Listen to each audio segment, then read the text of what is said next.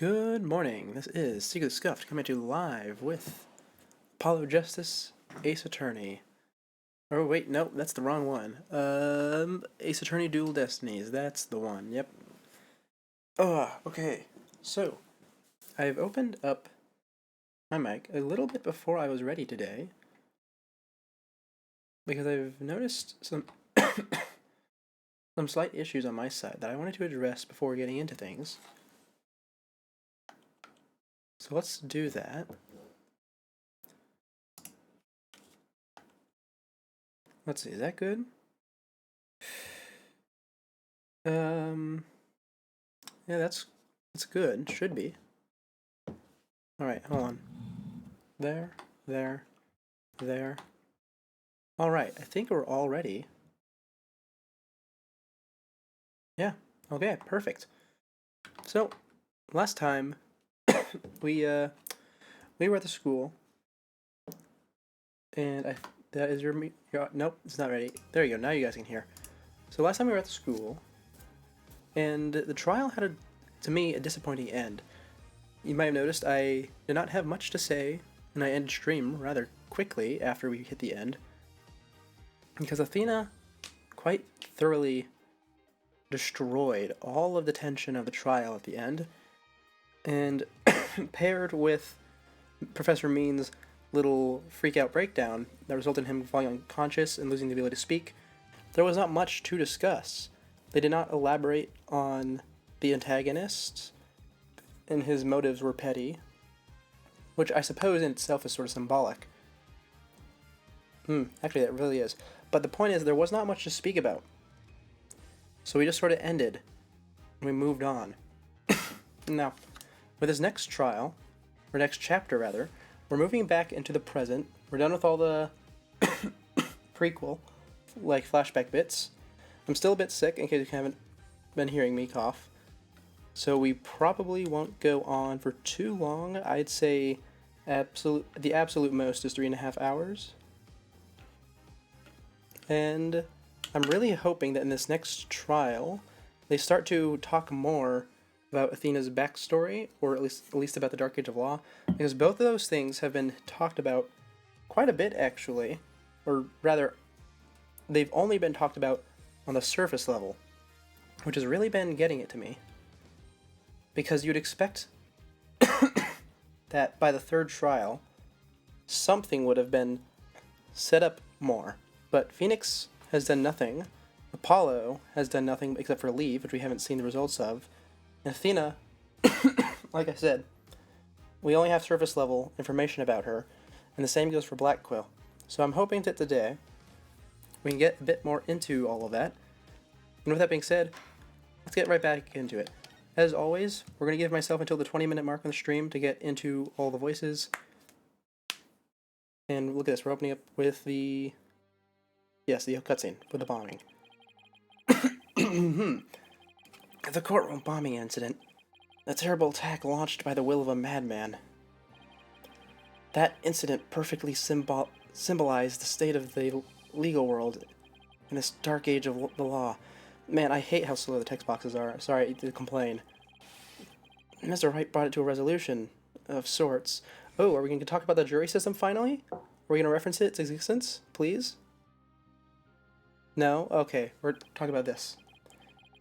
Ted Tenate was discovered to be the one responsible for the bombing. If only it were that simple. Somehow I can't help but think. Okay. That there's a darker influence at work. One that's lurking in the shadows, waiting. That's why I want to review the trial that was taking place when the bombing occurred. Okay, we're not quite in the present, but this is fine. After all, I've got more than a few personal stakes in it. Okay, that sounds perfect to me, because the trial that was taking place when the bombing occurred was another one that included Juniper.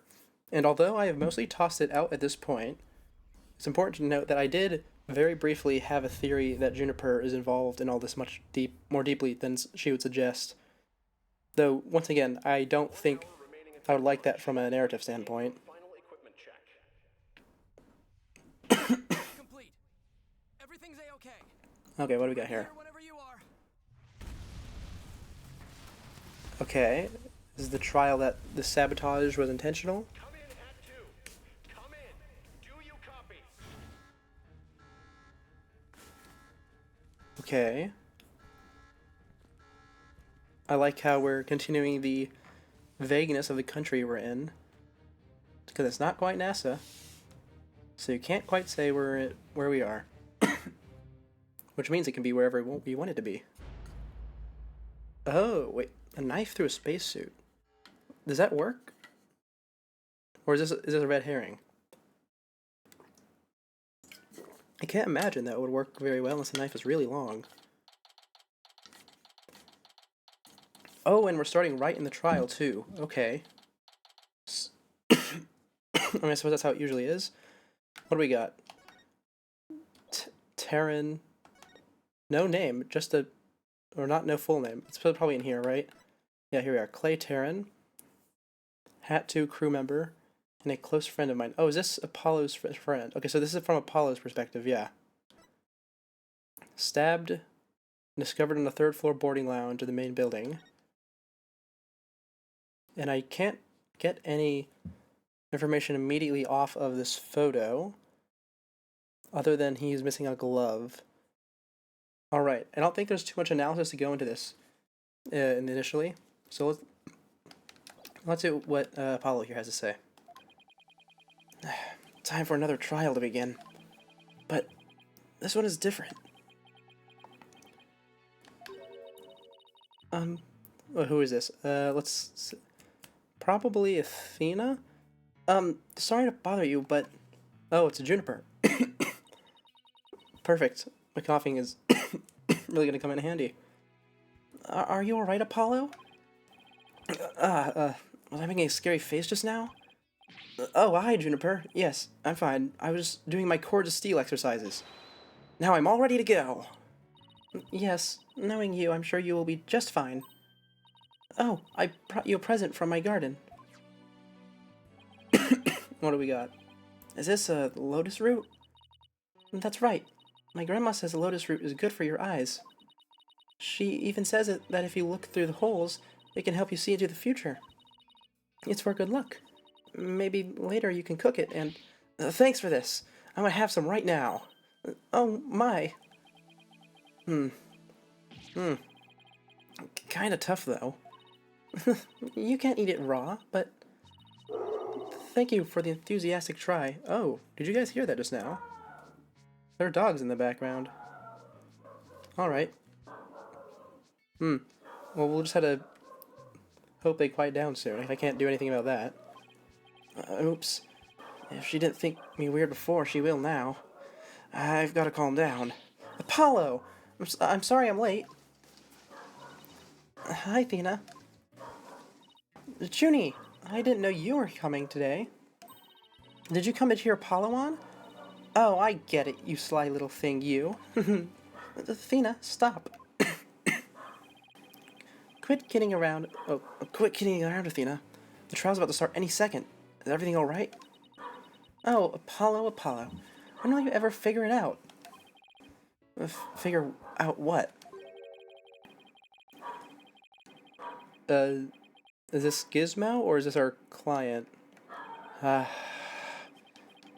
that was a sigh. Okay, it's not Gizmo. Wow, that was the longest sigh I've ever heard. Oh. You know, this guy's kind of reminiscent of Larry. He's even has the same self-deprecation that Larry had at the beginning. This is it. Oh, what voice? I never gave a Larry a voice. I didn't do those games. This is it. It's all over for me. They're gonna find me guilty. This is our client, Mr. Solomon Sol Starbuck. He's a very famous astronaut who happens to be an acquaintance of mine.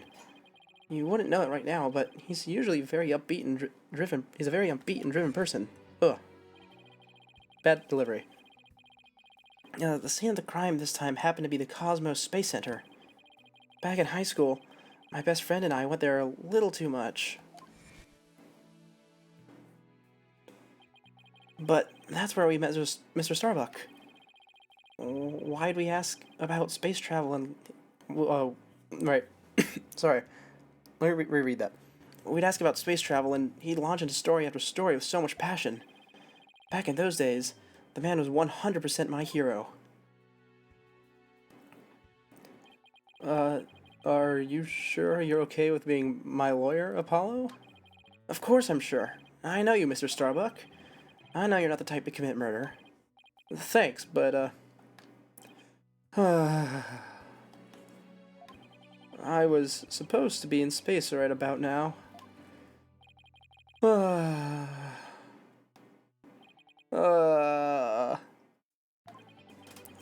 He's so depressed, it almost seems like an act. The launch getting canceled off must have been a huge shock. I'll probably never get the chance to go into space again. Don't say that. Don't stop believing. Besides, you just had to go into space again. What is Apollo even trying to say by that? Huh. Yeah, I don't think I could face Clay in the afterlife if I just rotted away in a cell. Clay Terran. I can't believe he was murdered. I mean, he was such a promising astronaut under your command. Yeah, he was a good guy. Always there to pick me up when I was down. No one loved life as much as him, that's for sure. He was always so full of energy, telling me, "You're fine, Mr. Starbuck." Was he also doing Cords of Steel then?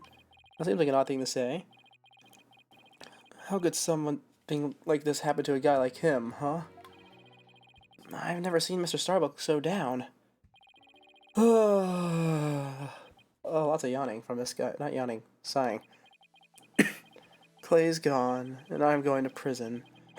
I wish I could burn up like a shooting star right now. Mr. Starbuck, you'll be fine. Ah, what is it? What's with the yelling? I'll get to the bottom of this today, you'll see. And in exchange, I want you to go back into space for you and Clay. Promise? Does that mean you have lots of evidence to prove my innocence? Oh, well, about that. We, didn't get to investigate the area as much as I'd have liked, thanks to the police. I'm done for. I'm a goner.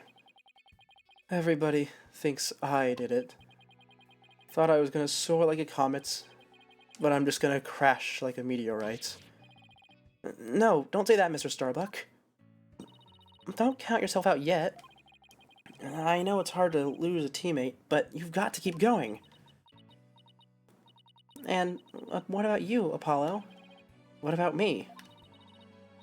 What about me? I was just thinking, wasn't Clay your best friend? We need to focus on the trial right now. Are you all ready to go? Apollo? The trial is about to begin. If the defense could please proceed to the courtroom. Okay, here we go. This is it. This is one trial I can't afford to lose. Alright. For Clay's sake and our clients, I will find Clay's killer. Do we have Black Quill on the opposition again? Or is it going to be back to that, like, insufferable relative of Pain's? At this point, I've effectively given up on Edgeworth coming back this game. Because if we've gone this far without so much as a hint of Black Quill's whole, like, backstory, I don't think there's any room, narratively speaking, for Edgeworth. In fact, there's barely any room for Phoenix in this game. He's done nothing. Same with Trucy. I suppose they'll have maybe a bigger role once Apollo's gone, but this is the 4th chapter, I think, so we're only going to have one chapter of Apollo not being here. And I really don't know how much he could step up during that. I think Athena's probably going to be the star of the show. Yeah, here we are. Day 1, court is in session. Court is now in session for the trial of Solomon Starbuck. Oh, wait. His eyes already injured? What? Did he have that on during the first trial? Oh no, he was hospitalized during the first trial, right.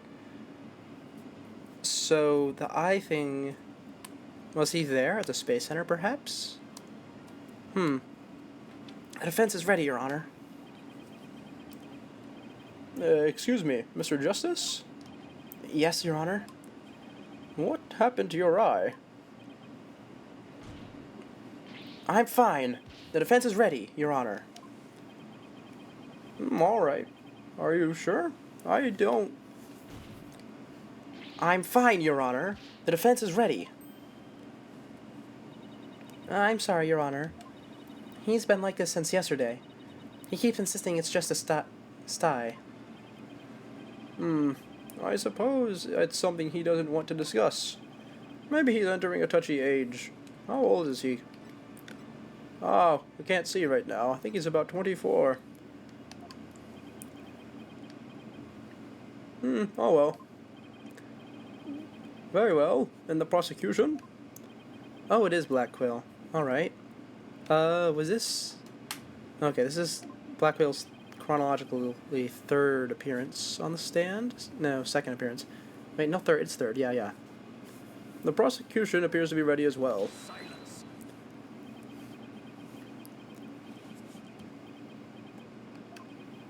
Not yet. I'm not quite ready yet.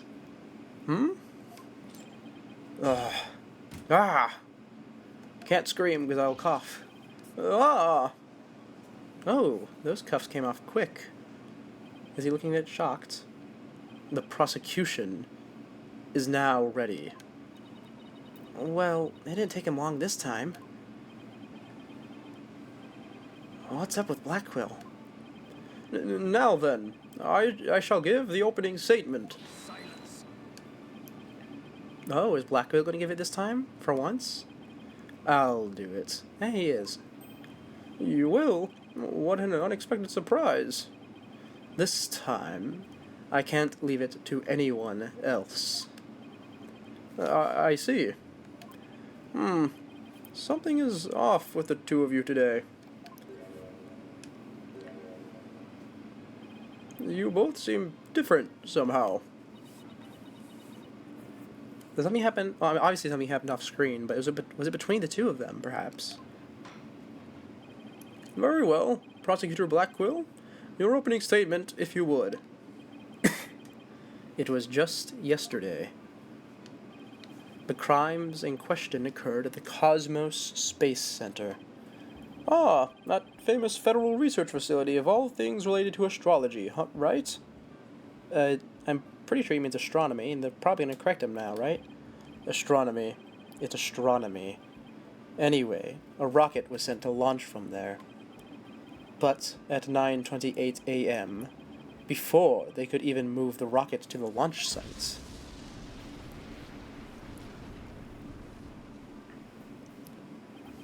two explosive devices were detonated, and the launch was cancelled. My word, 2 bombs? How dreadful. The defendant in today's trial is charged with both the bombing and with the murder. One Mr. Solomon Starbuck. For whatever inane reason, he detonated a bomb on the rocket he himself would be in. Solomon Starbuck?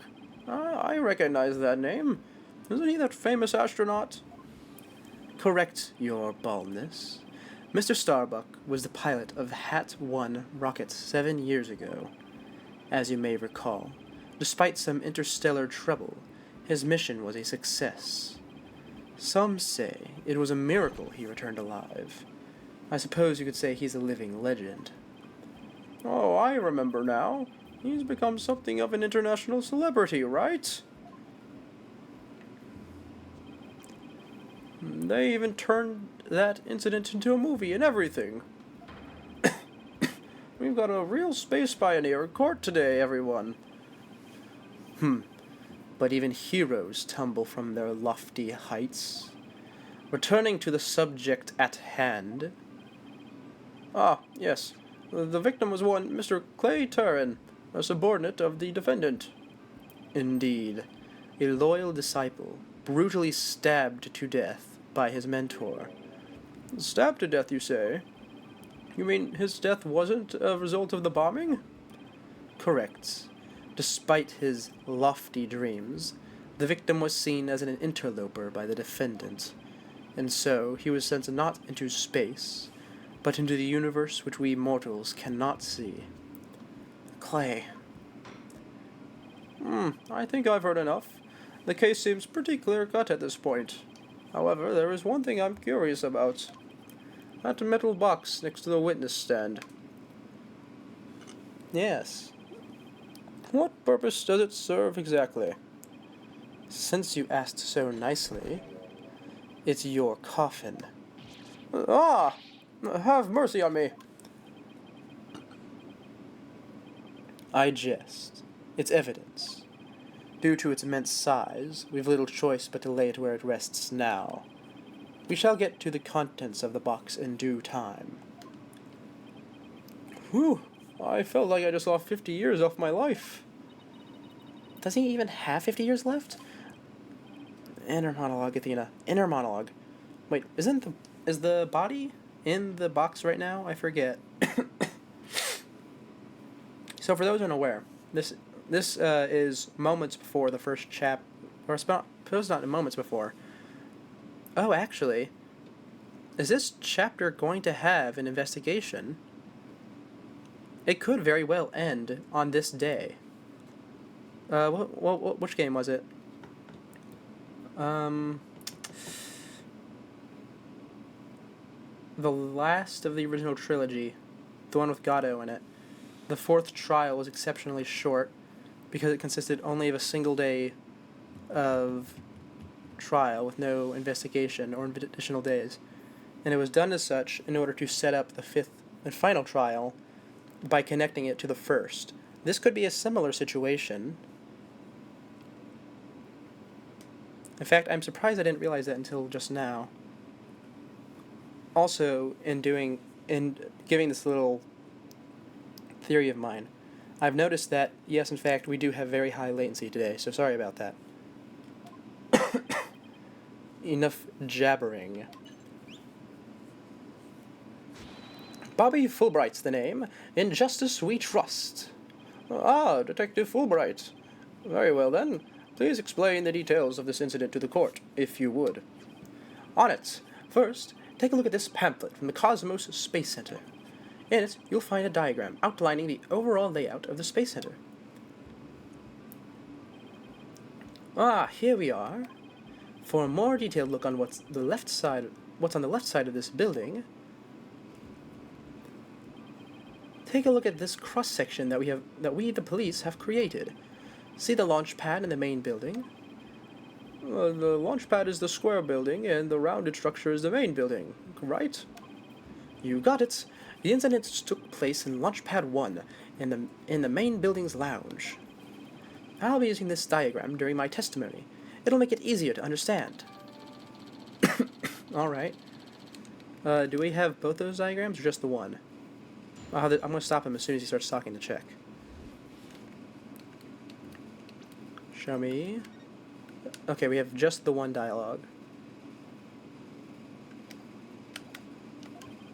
Just before the rocket was set to launch, 2 bombs went off. Boom, boom.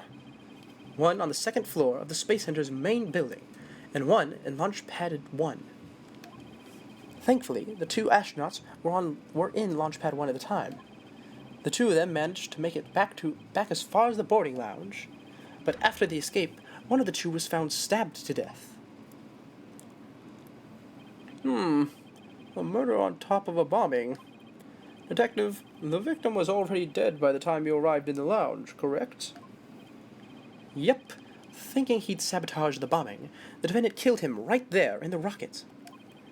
Just look at this tragic photo. Oh my, is that a knife in the victim's chest? Yes, Your Honor. It's a knife that cruelly ended this young man's dreams. We couldn't get any prints off of it, though, because the defendant was in his spacesuit. Alright. By the way, Detective Fulbright, why are the victim's helmet and right glove absent in this photograph? We had to remove them to identify him, Your Honor. I personally removed his glove during the investigation. We had to get his fingerprints to confirm his identity, after all. Yes. It would be very difficult to identify him without a face or fingerprints. Now, there's just one more thing I'd like to inquire about. What is this round thing next to the victim in the photo?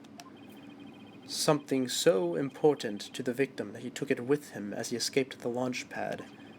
A capsule that apparently contains asteroid samples. While obviously valuable for research purposes, it has no relation to this case.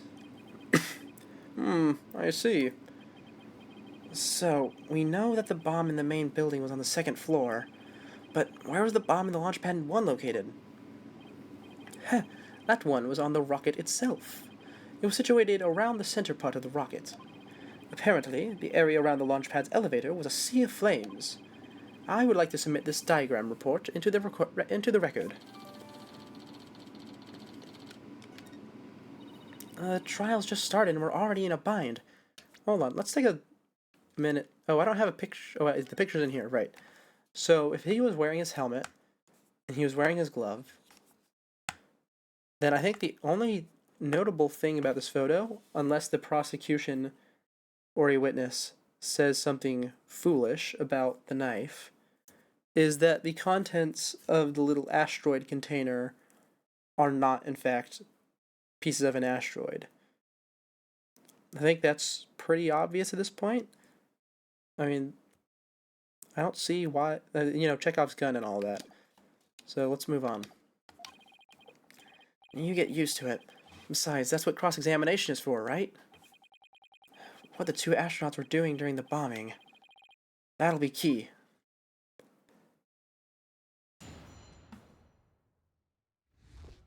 Alright, let's see.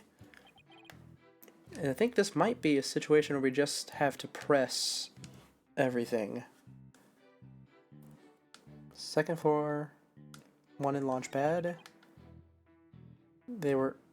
I thought I misread that earlier. It says only the two astronauts were there. Gotcha. They managed to make it back as far as the boarding lounge.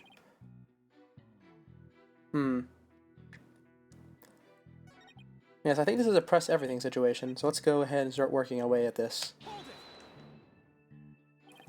How powerful were the explosions? Well, the one in the main building wasn't strong enough to bring the place down, but the room it went off in was burned black. Thankfully, nobody was hurt. Due in large part, of course, to me stepping up to lead the evacuation. Wait, what were you doing there in the first place, Detective Fulbright? Ha ha ha! I'm Bobby Fulbright, hero of justice. I'll be there wherever and whenever people need my help. I'd go to the other side of the world, or even the edge of the universe. I'm not sure he knows how far that it actually is, but I guess I'll leave that one alone. Admirable decision, Justice Dunno. Huh? What'd he decide? Anyway, could you describe what it was like at the Space Center at the time?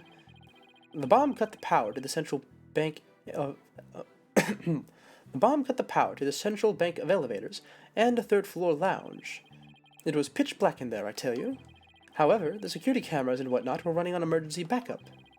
And how did the evacuation go? I immediately and heroically whisked people down to the Space Center's basement shelter. The basement shelter? Yes, there's an emergency shelter beneath the Space Center. An emergency... Why am I not able to say it right now? An emergency shelter, huh? Oh, here it is. It's at the bottom of the diagram. The Space Center is pretty impressive to have its own shelter. Alright, the bombs went off despite tight security. Police officers and police who had been standing by gave the evacuation orders. Is there anything more detailed in that? The power outage and evacuation seemed unrelated to the murder at this point. Okay, anything here? Affected areas remain dark. Okay, yep. I guess I'll leave that aside for now. So, there were 2 explosions in total, correct? Yep, that's right. Yes, this is definitely a press everything situation. I think we've made that pretty clear at this point. Well, let me get this straight. Mr. Starbuck rigged a rocket he was going to board with explosives? Huh? What are you talking about? If the defendant really did plant the bomb on his own rocket, he'd get caught in the explosion as well. Oh, I hadn't thought of that. Fine. A simpleton for a simpleton. Fulbright, the motive. Understood. The defendant actually had astrophobia. Astrophobia? What's that? A fear of space, naturally. Just the thought of space can cause the afflicted to freeze up. And so, in his terror, the defendant found a way to stop the launch at the last minute. That's absurd. Unfortunately for you, we have evidence. Take a look at these. What are they? These are anti-anxiety tablets were found among the defendant's possessions. Apparently, he was taking them in secret to quell his fears. There was a multitude of problems with the rocket, Mr. Starbuck. Man, what's up with me in this stream today? I mean, high latency, low bit rate, or inconsistent bit rate at least.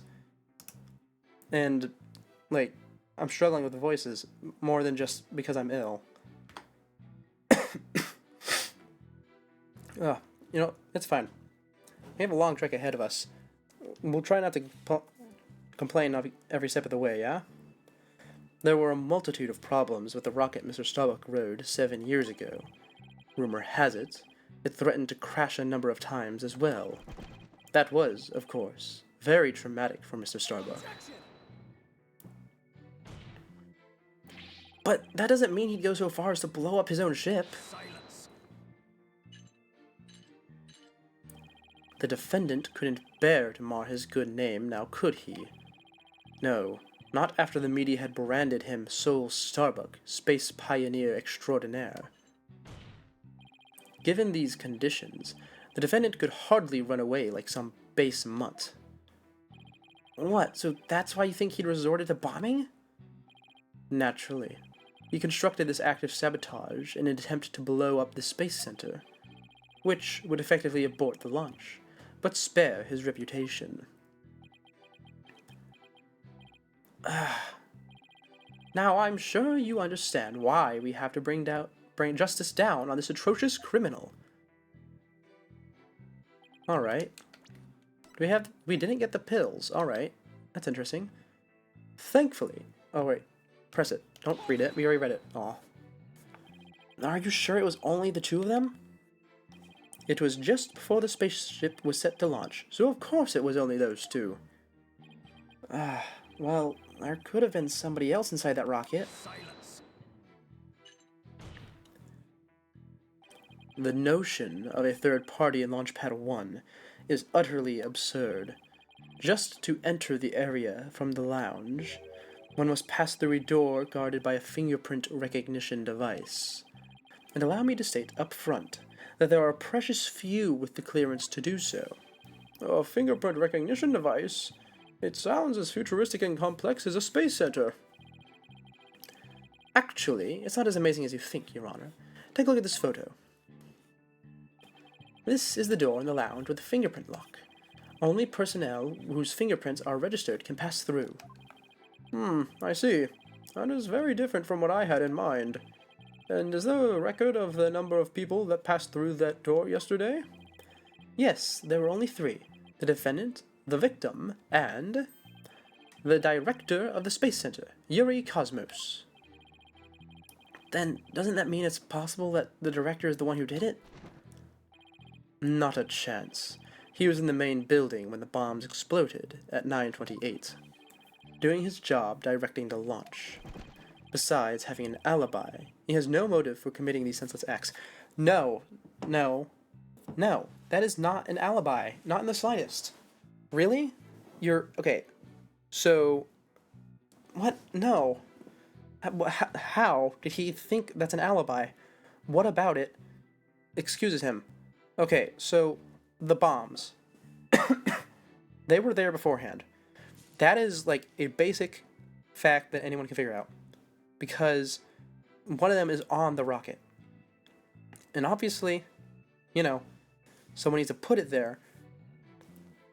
And the two of them are on comms while they're going to the rocket, most likely. So, wait. Are they not on comms? Because comms wouldn't go down if power goes down. I mean, I guess it could.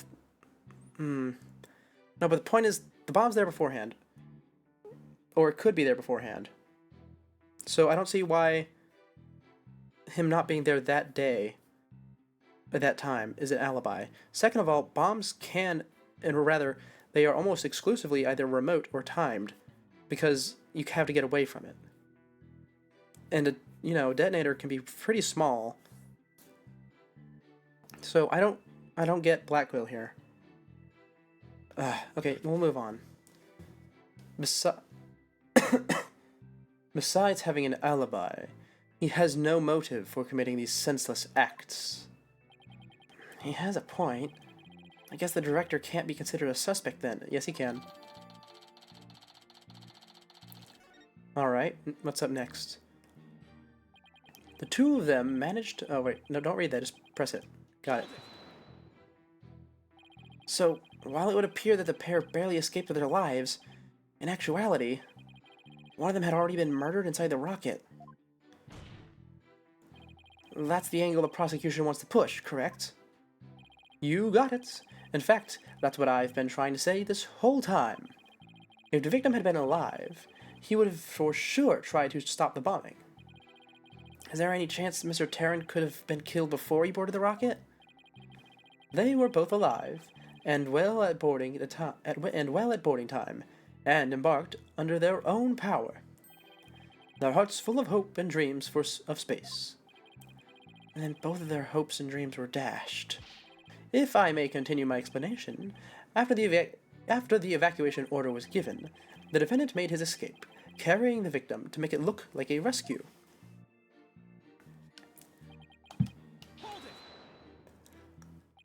And who was the first to find the victim? Actually, there were two of them. The Space Center director, Yuri Cosmos, and Detective Candace Arm. Oh, she's the one who's dead. Assuming this trial is only 1 day long, then she's already dead at this point, or she's about to be. One of them was a detective. Yep, Detective Arm specializes in bombings, you see. She and the director were ordering the evacuation following the explosions. Okay, Fulbright and a detective were there. Something was definitely happening, and them not telling us makes me think the director is more and more suspicious by the minute. They were also worried about the astronauts, so they hurried over to the boarding lounge. That's when they discovered the victim along with the defendant. The two witnesses, huh? And one of them is a detective. I doubt either one would have anything to say that would help me. I think that pretty much covers the details of the case. Only the victim and the defendant were on the launch pad when the former was killed. If this is the truth, then only Mr. Starbuck could have carried out this crime. What little I could get out of him only hurt my case. Justice Dono. Foolish is the warrior who rushes headlong into battle. Preparation is an essential element of battle, so I advise you take a gander at this. What is it? What is it? Footage from a security camera. As the two astronauts emerged from the bows of the Launch Pad 1 corridor, the boarding lounge security camera captured their desperate escape. Now, I would direct your attention to what the defendant is shouldering. which you can see is none other than the lifeless body of the victim. What? Are we sure about that? Well, I'm gonna drink your water while they murmur.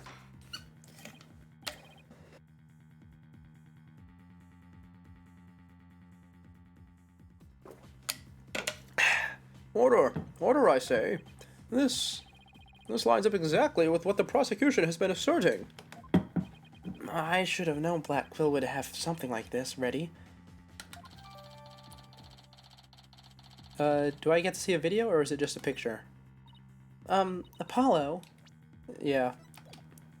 Oh, nope. Wrong button. Okay, it's just a picture. Let's see. Do we have anything notable here that we can immediately point out? There might be a difference in their uniforms. Let me take a look at that.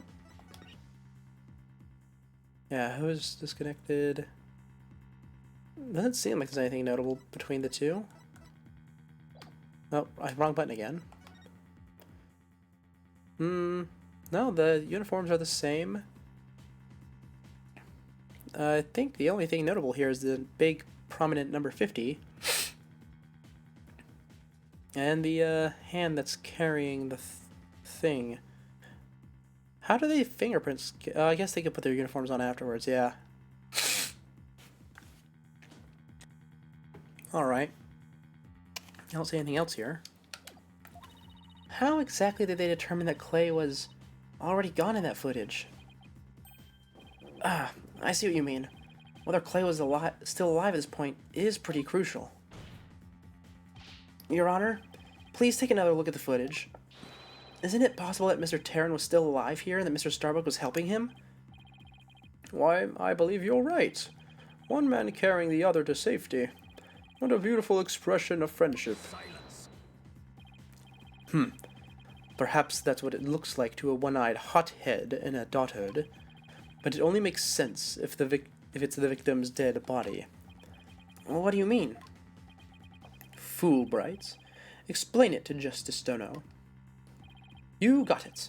Ready, kid? If the murder had occurred in the lounge, someone could have spotted it. Anyone can enter the lounge, after all. But doing it while they were alone in the spaceship, that's a horse of a different color.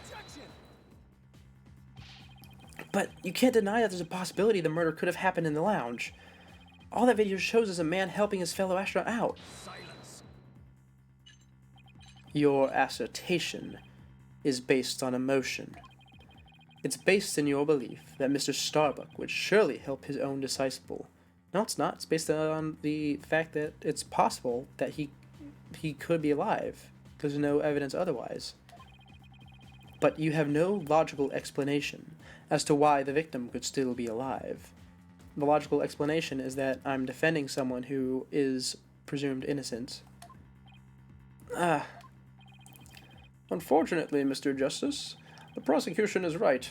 Your argument is lacking in sound logic. But it sounded pretty logical, perfectly logical to me. Well, Mr. Justice, we have no further objections. I believe it's time to bring this cross-examination to a close. Objections? Well, Thank you, Athena. Your Honor, the defense requests a little time to think and regroup. Given the facts, I'm not sure I see the need. What is it, Athena? It's just... there's something that's been bothering me. If it isn't the defense stalling for time, as always. Very well. I'm feeling generous. You may have a small measure of time. Yes! You have 5 seconds. 5 seconds? After that, I declare this cross-examination to be closed, and a verdict to be rendered. Your baldness, raise your gavel high. It's time for a countdown. Okay. Yep, I'm ready. Ready. We don't have time. Spit it out, Athena. Only 3 more seconds. Only 3 more seconds. Look. I don't think the prosecution's explanation is very complete. Meaning, Meaning there's something missing. Like, they conveniently left it unexplained. Something they didn't explain. Something they didn't explain. Ah, you're right. I think I know what you're talking about. Your 5 seconds are up, Mr. Justice. Is there anything about the prosecution's argument you'd like to rebut? Yes, Your Honor. Actually, there is. There's something the prosecution has yet to make clear to this court. Well, if you put it that way. What is it that the prosecution has failed to explain?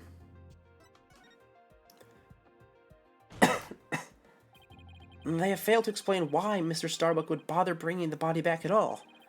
If the defendant wanted to kill the victim, why didn't he just leave the body in the rocket? Why go through the trouble of bringing him all the way back to the boarding lounge?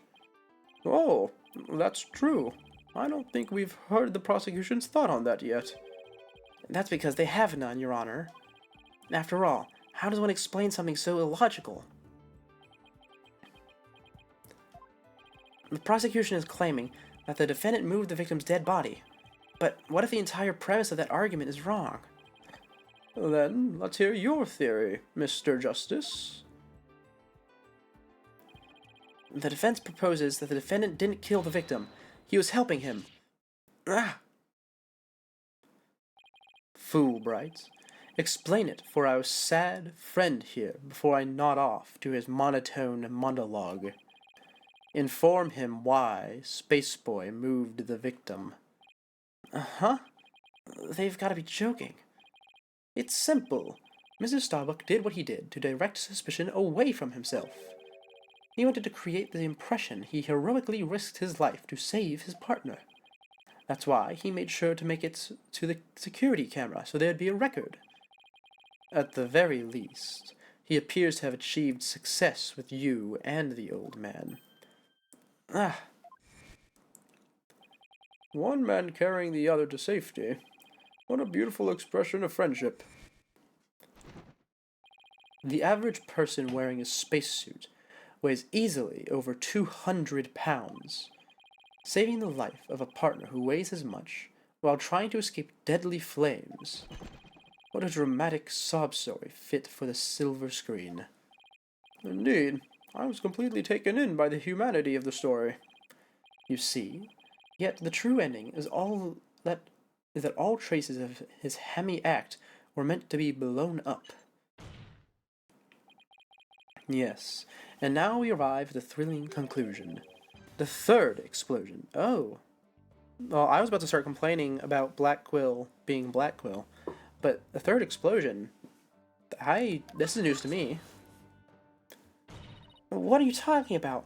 There was no third explosion. Indeed, you are correct. But that is thanks to Detective Arm. It was she who identified and secured the bomb. However, it doesn't change the fact that the third bomb was discovered in the lounge. The steel coffin beside the witness stand. That would be a bomb transport case. We used that to transport the deactivated bomb here. It was found in the lounge. A bomb in the form of a most distasteful toy. What? One on the second floor of the main building, one on the launch pad, and one in the lounge. The defendant planned to set off the 3 firework displays. Fortunately, the third was discovered before it could be detonated, for had it not, the victim's body and other vital evidence would surely have been immolated. Ah! Before you utter a word, know that the evidence supports me. It's like he's reading my mind. As it is still undergoing forensic investigation, I do not have the evidence on hand. However, know that a peculiar item was found in one of Mr. Starbuck's pockets. Specifically, a bomb detonation switch. You found what? I suspect the defendant had no time to destroy such damning evidence. when the Space Center director and Detective Arms stumbled across the murder. So he thought to hide it in his pocket. Feeble-brained that he is. No! Mr. Starbuck would never do anything like that! Ah! Yeah, I'm not doing that scream. Justice Dono, open your eyes and see the truth. This appears to be irrefutable evidence that the accused set off the explosions. No, there has to be some kind of mistake. This can't be the truth. Still can't accept it? You'll believe in your client, come what may? Then, why don't you cross-examine the defendant himself? This has got to be a trap. It's like Black Quill's controlling the entire game. Yeah, it seemed like he was waiting for me to bring up the body-moving issue. Why do you say that? Because he had just the right argument when I pointed it out. And to really rub it in, he had a decisive piece of evidence up his sleeve, too. He was trying to shake my faith in Mr. Starbuck and break me down. Do we have that evidence now? No, we don't. Then, making you cross-examine Mr. Starbuck at this point was a part of his plan, too?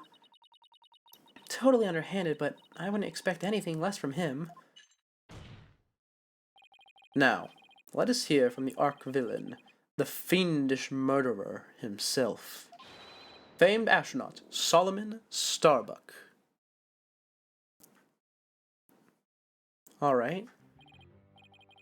Witness, your name and occupation, please. Solomon Starbuck, astronaut. How did this happen? Mr. Starbuck, you aren't looking very well. Will you be able to give testimony? No. Well, unfortunately, no is not an option. You know, it's more of a rhetorical question. A bit of small talk, if you will. You are being accused of the Space Center bombing and the murder of Clay Terran. Please testify to these allegations.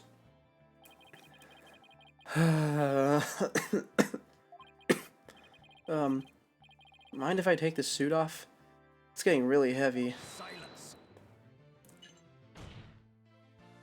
It's not the weight of the suit that you feel, but of your sins. Prepare to carry that weight for the rest of your life. Banish me to the moon. I don't care anymore. Oh, wow, that was super negative. Is he gonna be alright up there? He'll be fine, I think.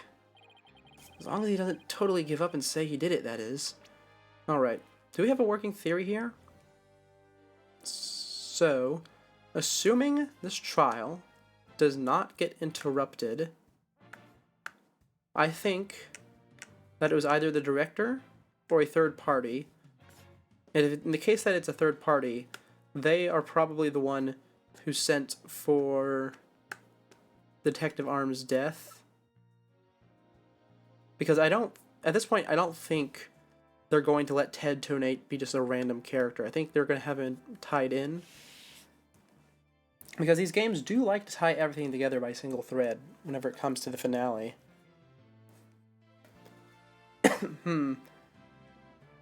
But if it was the director, let me think. It's easy enough to stab the guy because the two astronauts most likely collapsed after running in their spacesuits on Earth gravity. And I mean, they're obviously well trained, but it's still heavy. Then from there, either Arm was in on it, and the guy was stabbed. No, I suppose he could have been stabbed before. No. Okay, stabbed beforehand. That's another possibility, but I don't really think that's it. Where is it? Is it right in the logo, basically? There's no knife there, and the autopsy report does not note that the wound was stabbed multiple times. So he most likely was stabbed once he reaches the lounge. I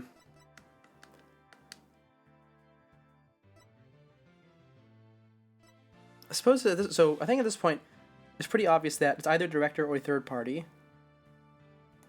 The real question is Arm in on it or not? Because because she's in on it, that could.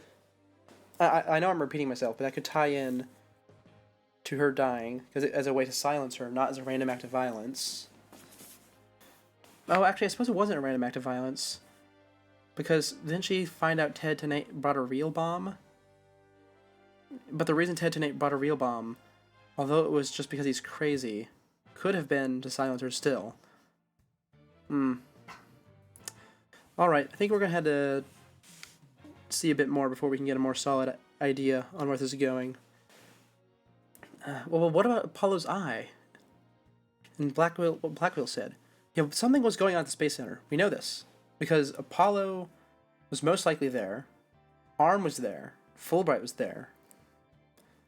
And I wouldn't put it past Blackwell. Well, Blackwell's probably in jail, but if Fulbright's there, the only reason I can imagine Fulbright being there is if he's a handler for Blackwell. Because that's basically his role now. Yeah, we'll keep going. Witness testimony time, let's go. All I did was support Clay over my shoulder and get us out of the rocket. Like always, I took the elevator down to the middle level and headed for the corridor. Clay had passed out by the time we got the order to evacuate. I didn't kill Clay. I was trying to save him. So you assert you didn't set off the bombs or murder the victim? No, but I bet you think I'm lying, right? I reserve all judgment until after I've heard your full testimony. I stubbed my toe. I'm fine. I'm sure you don't believe in me. I bet you don't even believe I'm an astronaut. I don't think the judge doubts that. Who'd wear a suit like that except for an astronaut? I will say that when I saw you in that movie, you appeared quite courageous, though I suppose reality never quite lives up to fantasy. I guess I'm just a big disappointment. I really don't care what happens anymore. Oh no, he's completely given up. Wait, who's this? What a depressing fellow. If you were to join me in the clink, I imagine that annoying sighing of yours would rub off on the other inmates. Was that him? It didn't say it was him. Did it say? I thought it said question mark, question mark, question mark. Yeah, why did it do that? Huh. Like how it rubbed off on Prosecutor Blackquill a second ago? Oh, that was Blackquill. Huh? That was Blackquill sighing? Mr. Starbuck's testimony contained a glaring contradiction. The question is, what does it mean? Even if Mr. Starbuck is my client, I can't be gun-shy now. It's time to find out the truth. Alright, I did not immediately spot the contradiction, so let's take a close look at this. Well, you didn't only do that, you carried the asteroid sample as well. But I don't have the asteroid sample as its own piece of evidence, so I'm hesitant to present on that. Oh, I had the video, though. Took the elevator down to the middle level. Headed for the corridor. Oh, I see. The elevator was destroyed. Okay, well, let's just go ahead and immediately present that, right? Objection! Good, good. Mr. Starbuck, I need your testimony to be as accurate as possible. Was I not being accurate? No, because it's impossible for you to have taken the elevator down to the middle level. What makes you say that, Mr. Justice? Please recall where the bomb went off in Launchpad 1. Also recall that after the explosion, the middle level elevator was engulfed in flames. Oh, you're right. Which means... Exactly. Launchpad's elevator would have been unusable. In other words... Mr. Starbuck, your statement is decidedly inconsistent with the facts. Uh, what's with the helmet? Mission Command. Mission Command. Do you read me? Come in, please. Maybe I should change his voice while he has his helmet on. This is Mission Command. I order you to pay attention. Stop this nonsense and answer my questions, Mr. Starbuck. My helmet. My oxygen tank. Oxygen concentration and body temperature declining. Requesting medical assistance. Wait, really? Fade to white, pass out immediately?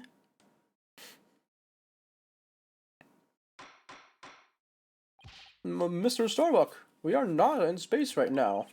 Please stop pretending you have lost consciousness and stand back up.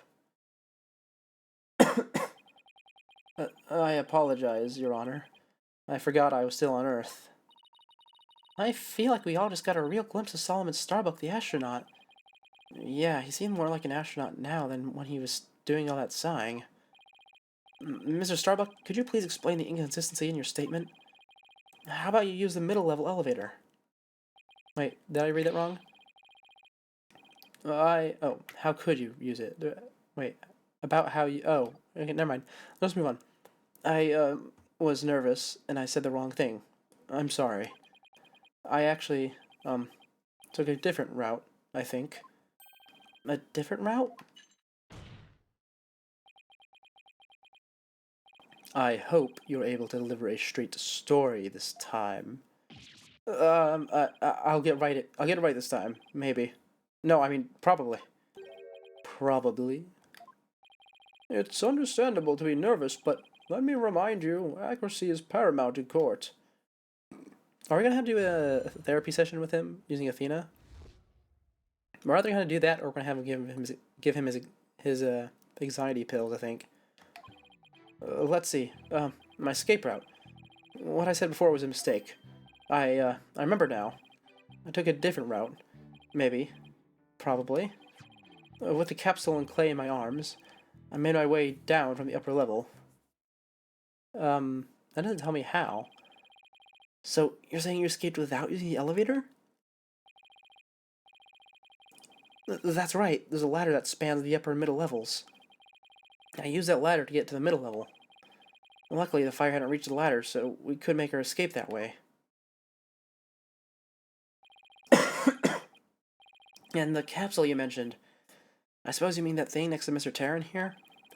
Was that capsule that important that you had to risk your life to take it with you? It almost goes without saying, but yeah, that capsule contains asteroid samples. Therefore, it's invaluable as research material. With this spacesuit on, Clay weighed a ton, but securing that capsule was also important. I need you to answer to the best of your ability. Mr. Starbuck, please remember that your verdict is writing on your testimony.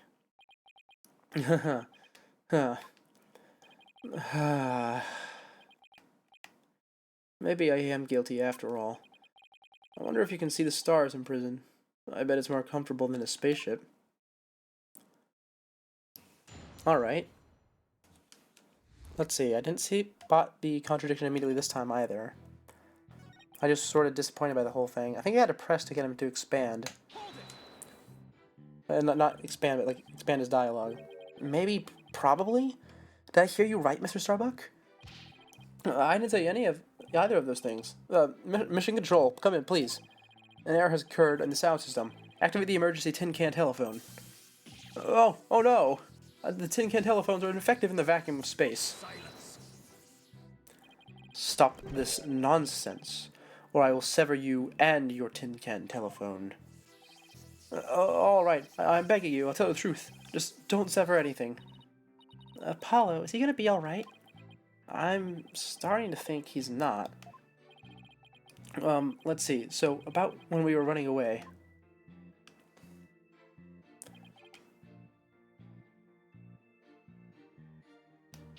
He had no new dialogue, huh? In the upper level of the launch pad area? That's right. That's what I said, isn't it? Granted, that route does exist. So, to recap, you had clay over your right shoulder and the capsule in your left hand? Yeah, it's really important, so I couldn't let it get burned up. So, even though clay was really heavy, I couldn't afford to carry him with both hands. I did the best I could with him over my one shoulder and the capsule in my other hand. I don't think the meaning of what he just said has hit him yet. You know what you have to do with that statement. Justice Dono. Yes, I know. Well, I've come this far, no turning back now. Time to present some evidence. So, Mr. Starbuck escaped with the clay in the capsule, which means it's just like in the footage. I can see why he couldn't run, though.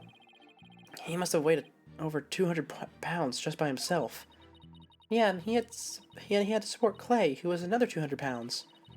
Plus, he had to ensure the safety of that capsule. I don't think I could have even walked under those circumstances. Walking straight forward is probably all I would have been able to manage. Anyway, yeah, so he couldn't have gone down the ladder, but what do I present about that?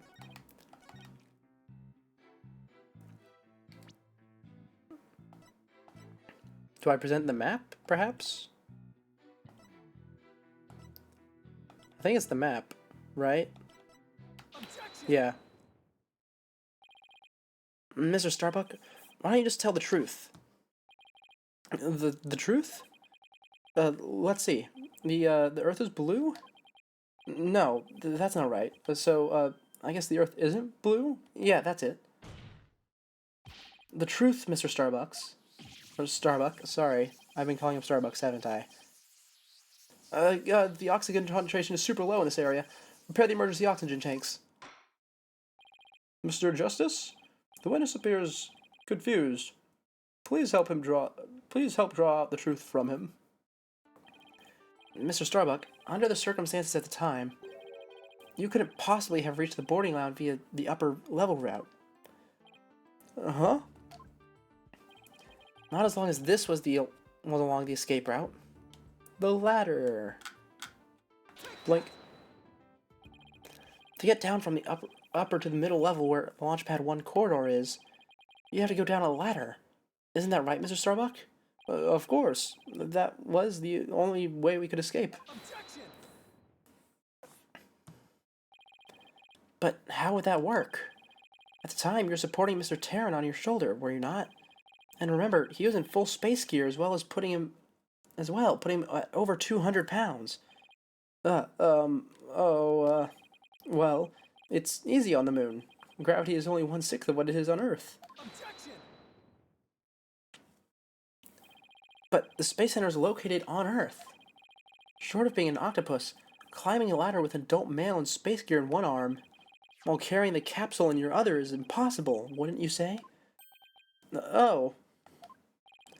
So, Mr. Starbuck, how exactly did you climb down that ladder with your arms full? Ah. Mr. Starbuck, come clean and tell us the truth, now.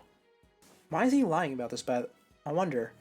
Because, unless he's literally just exists to fill time, I can't think of a scenario where him lying would be disadvantageous. Because, let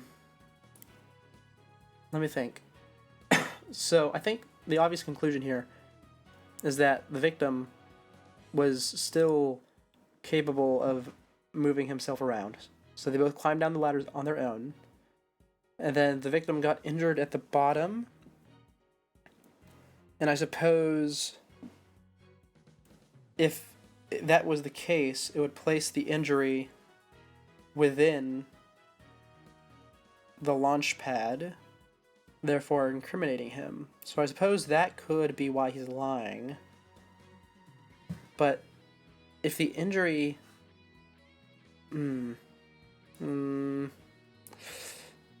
No, I can't figure out why or how an injury would come about there, rather. Let's see. Engineer, where's that engineer? Oxygen leak detected to do the faulty maintenance. Evacuate immediately. What the? He's flying the coop. Ah, help! I'm caught on the ceiling. Help? Anyone? Bailiff, prepare the cherry picker. We must launch our rescue mission at once. Well, that's one way to take off while being questioned. I'd rather him prove his innocence so he can go to space again someday for real.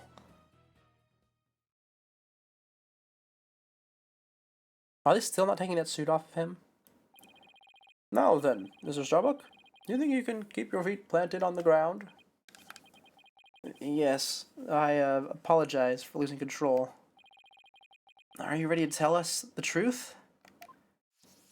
Not that. Anything but that.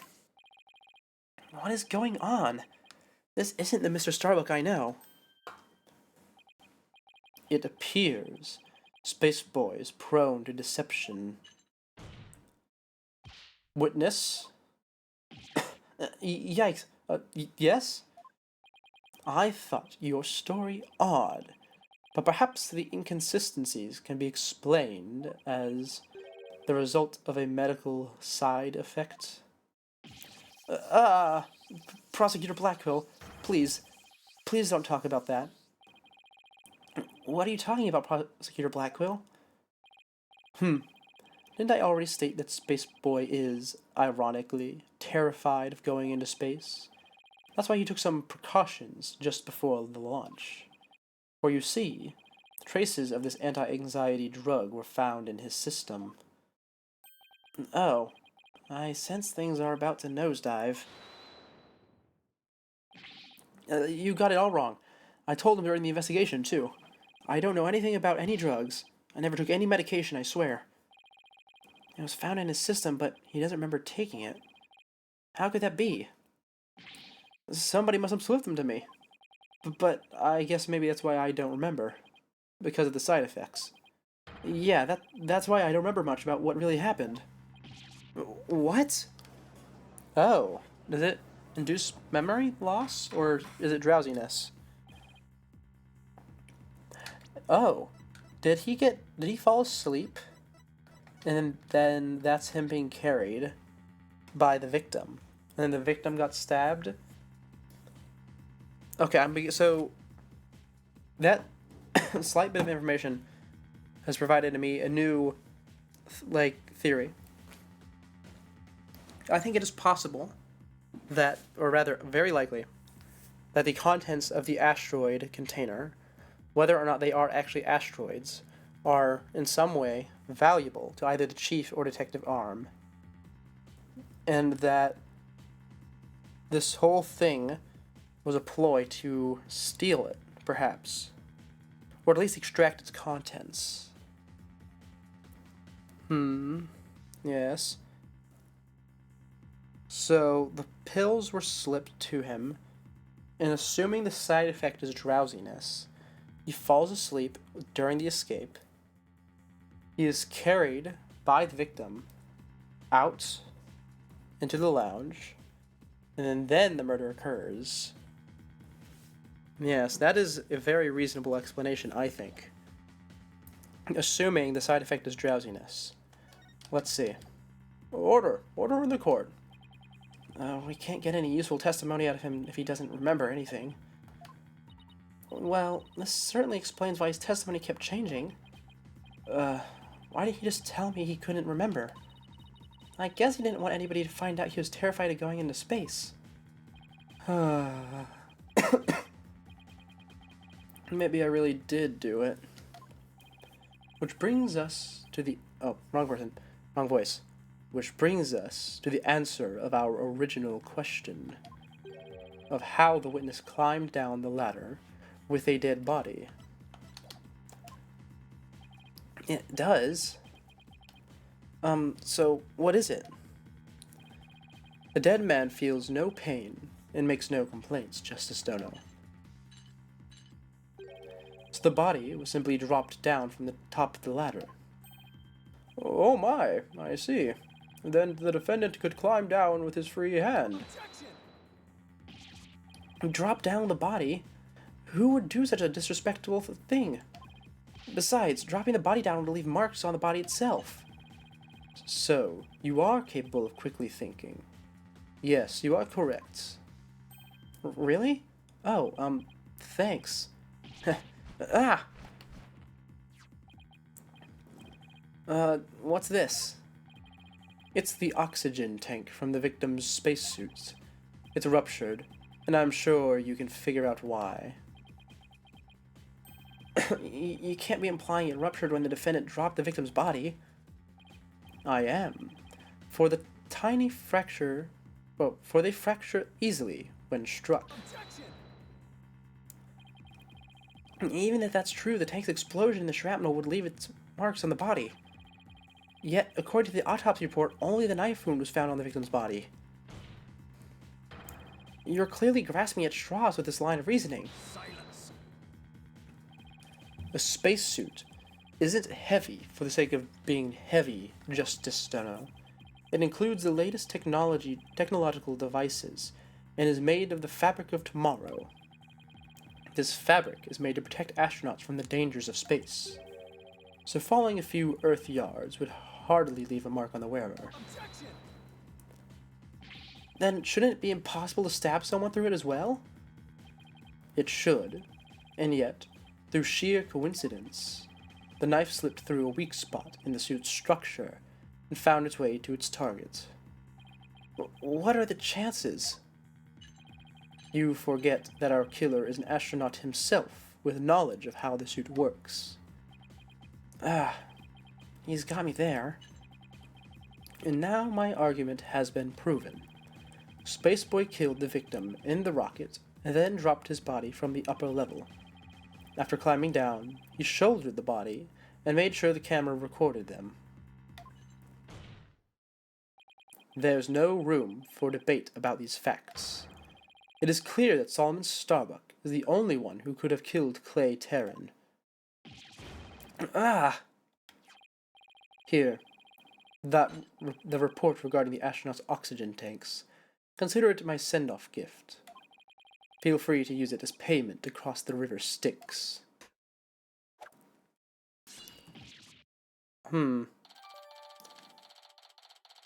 Victim's tank was ruptured, with 0% left. Oh, well, there's our contradiction. We found it. Because someone reached 50%. Wait, no. Someone had 50% coming through the door. And it couldn't have been the defendant because he never dropped below 80. Which means it had to be the victim. Which means that his tank did not rupture until afterwards. There we go. Problem solved.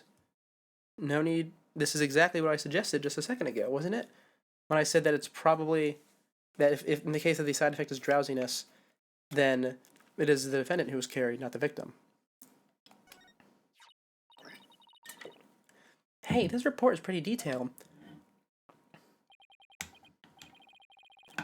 Let's see. Well, let's see. The display of the astronaut's left shoulder shows oxygen remaining. I guess that means these glowing cyan digits represent the amount of oxygen in the tank. I'm done for. I'm going to prison instead of space. Space boy. Yes?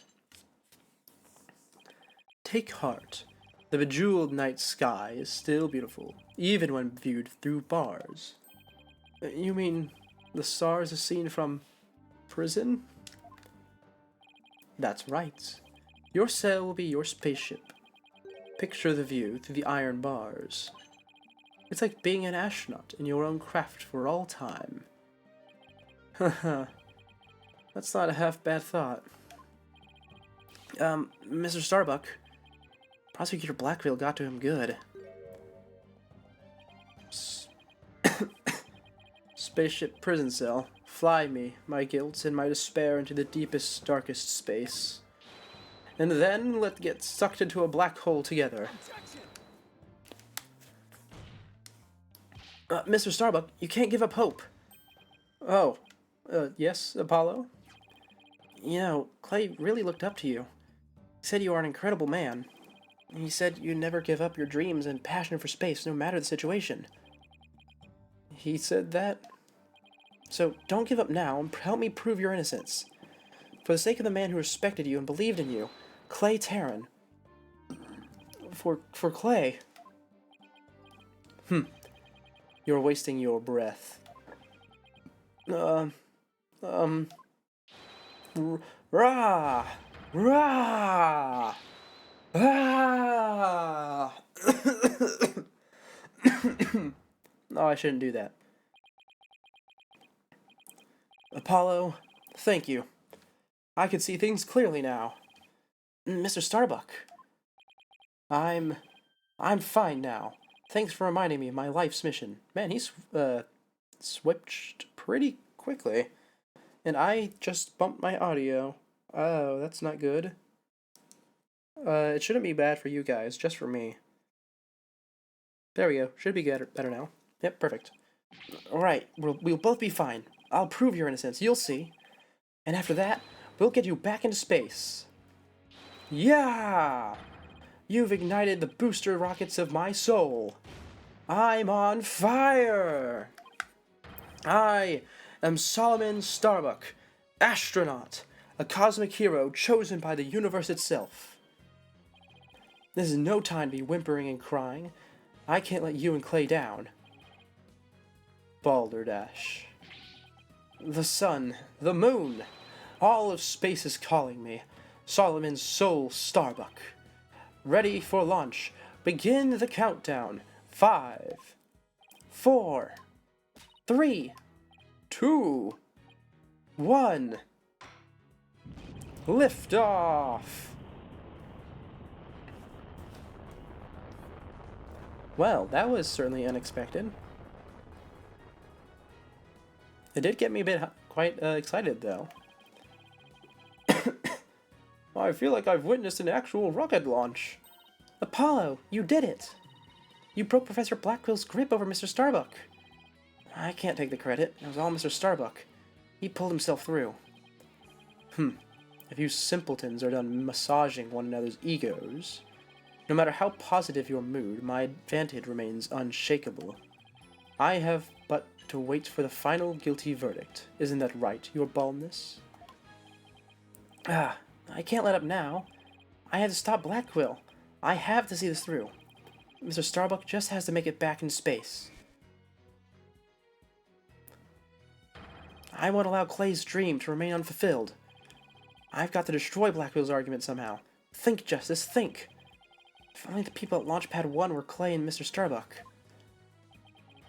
And if Clay was already dead by the time the footage was taken, then the only person who could have killed him is Mr. Starbuck.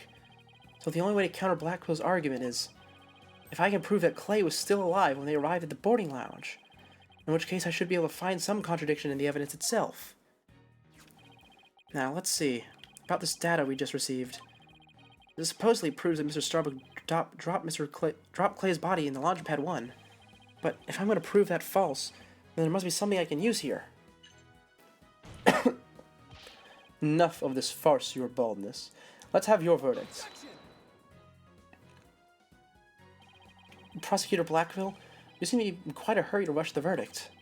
But about this oxygen tank data you submitted just now, it says that Mr. Starbuck's tank had 80% remaining when Mr. Terrence had 0. Do you stand by the accuracy of this report? Of course. Then, I guess it simply means that it's faulty, as evidence goes. You will explain what you mean, Justice Dono. It's simple. This evidence contradicts the facts of the case. Take a look here at the detailed description and you'll see what I mean. I hope you have some evidence, Mr. Justice, because I don't see what's so contradictory. Yes, Your Honor, right away. This is the evidence that the oxygen tank report stands in contradiction to. It's the security camera video. Let's go. And how does this evidence present a contradiction? The problem is this part here. 50% oxygen.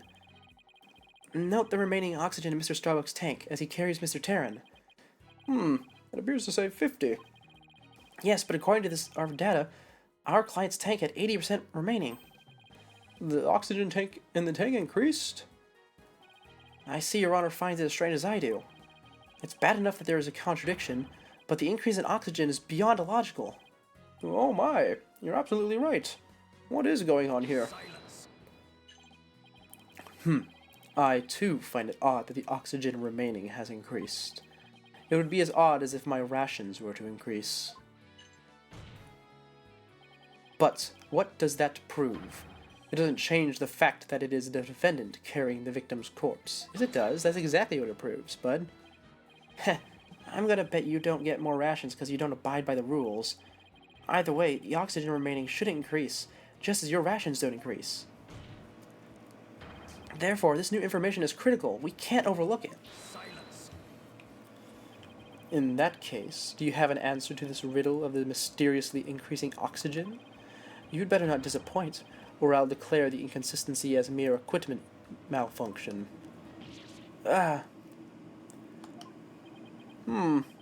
Prosecutor Blackwell has a point. I suppose it could be a simple malfunction. Mr. Justice, if you cannot prove an adequate counter-argument to this point, I'm afraid I must bring this trial to an end. So, do you think you can explain why the remaining oxygen level has increased? Of course I can. The thing to do at a time like this is turn my thinking around. Mr. Starbuck has no memory of it, but he claims to have carried clay. So the man with 50 on his tank ought to be Mr. Starbuck. But if anything, the display on his oxygen tank should have shown 80. This is a clear contradiction between the report and the security footage.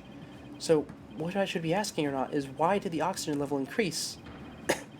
Not why it has increased, but what had to have happened to make it look like it increased? Am I making some kind of mistake in my base assumptions here? Well, man, I really was fumbling over my words there.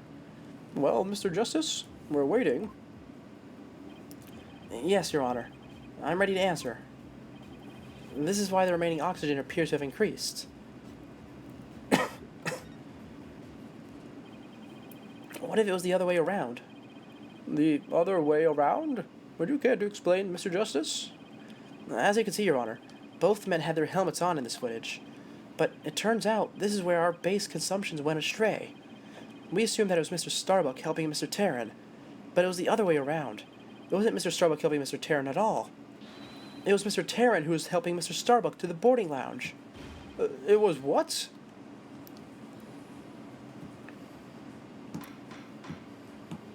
Order, Mr. Justice. You mean to tell me that the person on the right in this image is the victim, Clay Terran? It's the only way this riddle of the increasing oxygen level can be solved, Your Honor. At this point in time, the remaining oxygen in the victim's tank was about 50%. And when the victim was found in the boarding lounge, his tank was at 0. That's right. There's nothing contradictory about the oxygen level decreasing. And this means Mr. Terran was alive as they made their escape to the lounge. How short your memory is.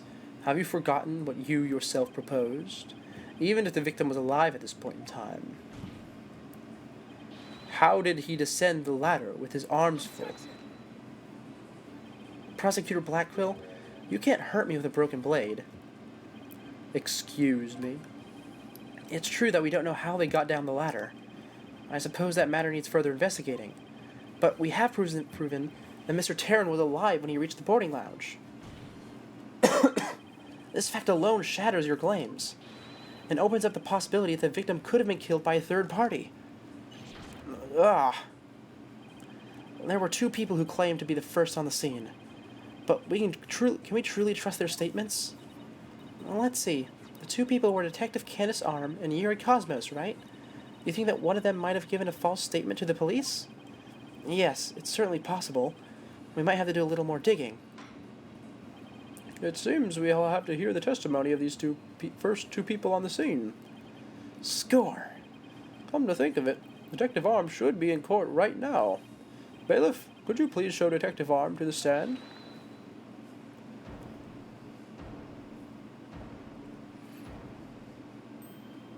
Oh, hello, Ted. Oh wait, what voice did I give Ted? I completely forget, it's been so long. Ted, I think I had to give him a new voice. I think I just gave him robot voice, didn't I? I think I did. Yeah, he did. Yeah, that's because he does the whole text-to-speech thing. I have an announcement, everyone. What's the meaning of this? We're in the middle of a trial here. Please remain calm and listen carefully. Someone has reactivated the bomb. Oh no, he's actually talking right now. That's fine, we'll keep him on robot voice. The bomb was defused, but it's about to explode. Explode? Explode?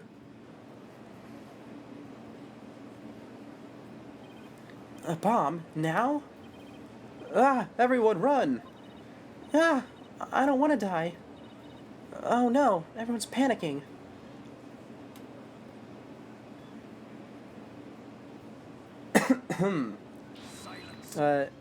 Is it actually going to explode right now? Headless chickens with a death wish, the lot of you. Calm yourselves for all else. Come on, Apollo, let's get out of here.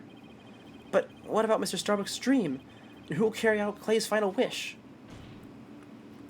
I don't care what happens to me. I'm not letting some bomb blow up the truth forever. I refuse to let things end here. Apollo, this is no time to be dramatic. If we don't get out of here now, we're going to die. Come on, this way. Hey, ouch. Let me go.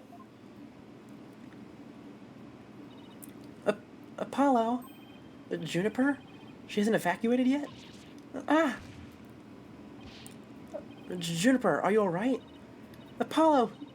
Apollo, no, not that way. Ah! Okay, is that end a flashback, perhaps? Or maybe we get a bit of hospitalized Apollo? I like to see where this goes, and I hope the chapter doesn't end here. Yeah, we got a to be continued. Good, good, good. Perfect. That's what we like to see.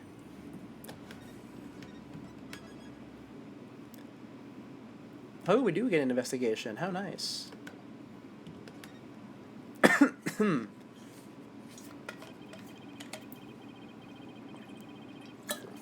the middle of the Space Center bombing trial, we had another bombing incident.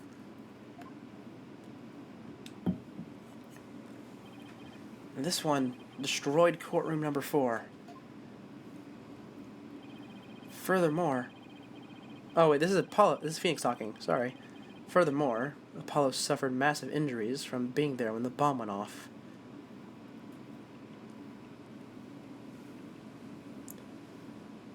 Unfortunately, Juniper Woods was fingered as the courtroom bomber. Oh, was Phoenix actually going to step up here? I thought Athena was. Athena and I knew she had to be innocent, so we took her case on.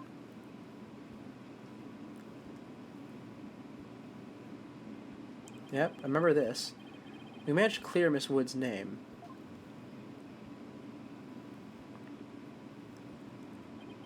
But Apollo sustained further injuries when he was attacked by Ted Tonate.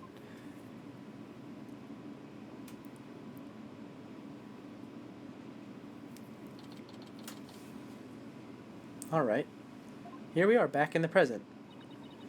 Apollo is a tough guy, but this is taking its toll on him. Yeah, poor guy. Being attacked by Tonate like that on top of all his other injuries. Apollo was resting at the nearby Hickfield Clinic. I have had some experience with that place myself. What an awful turn of events. Never thought he'd land in a hospital of all places. In a hospital of all places. Especially not that hospital. You must miss him too, huh? Now that you don't have anybody to tease. Don't worry, he's young. He'll heal quickly, and he'll be back before you know it. Is this the voice I gave Phoenix? I feel like it's wrong. Maybe we'll change it. We'll see. I'll experiment with it. Maybe I'll experiment with the next few lines a bit. It's been a while since I last saw Trucy look so down. We won the court case, yet nobody feels like it's celebrating.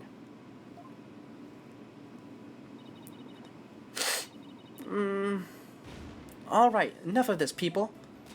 This is no time to be moping around. Now, dry those eyes, both of you. You're the only one who's crying, Athena. Technicalities.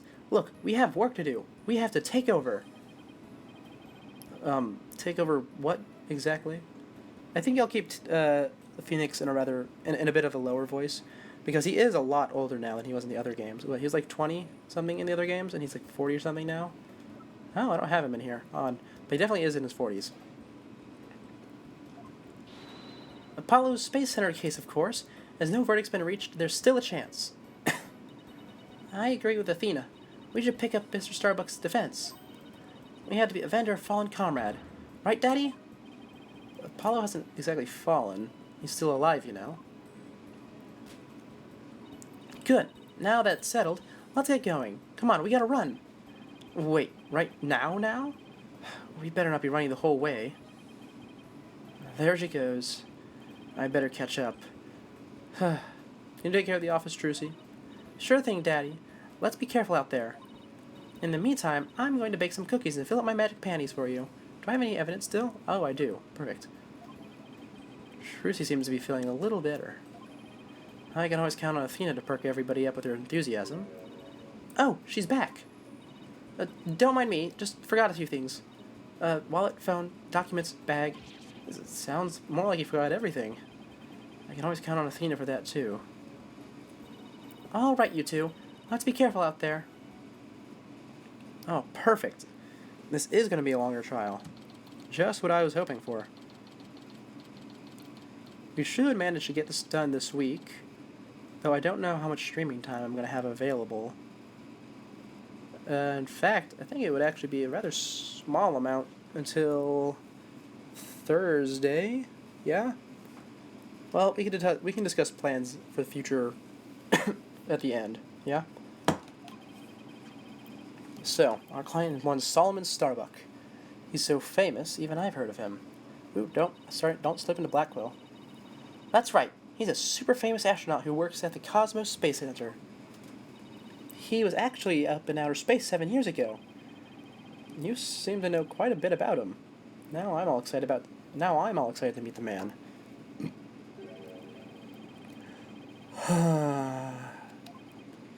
Wow, that was the longest sigh I have ever heard. Apollo told me all about you. You're Phoenix Wright, Apollo's mentor, right? Yes, that's right. Mentor has a nice ring to it. Don't worry about a thing, Mr. Starbuck. Mr. Wright and I have got you covered. And you're the new kid that Apollo told me about. Wait, don't I know you from somewhere? Huh? You mean other than at your trial? I don't think so. I guess so. My mistake.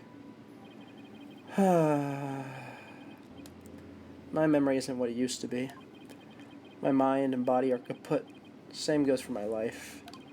I mean, I'm so astronomically unlucky that I had a bomb go off in the middle of my trial. Trying to defend me would be like trying to enter the stratosphere without a spacecraft. Yikes. He's seriously got to stop depressing himself. Besides, it's possible to enter the stratosphere without a spacecraft. You just need a really, really, really good plane. Cheer up, Mr. Starbuck. Besides, that thing you said about entering the stratosphere?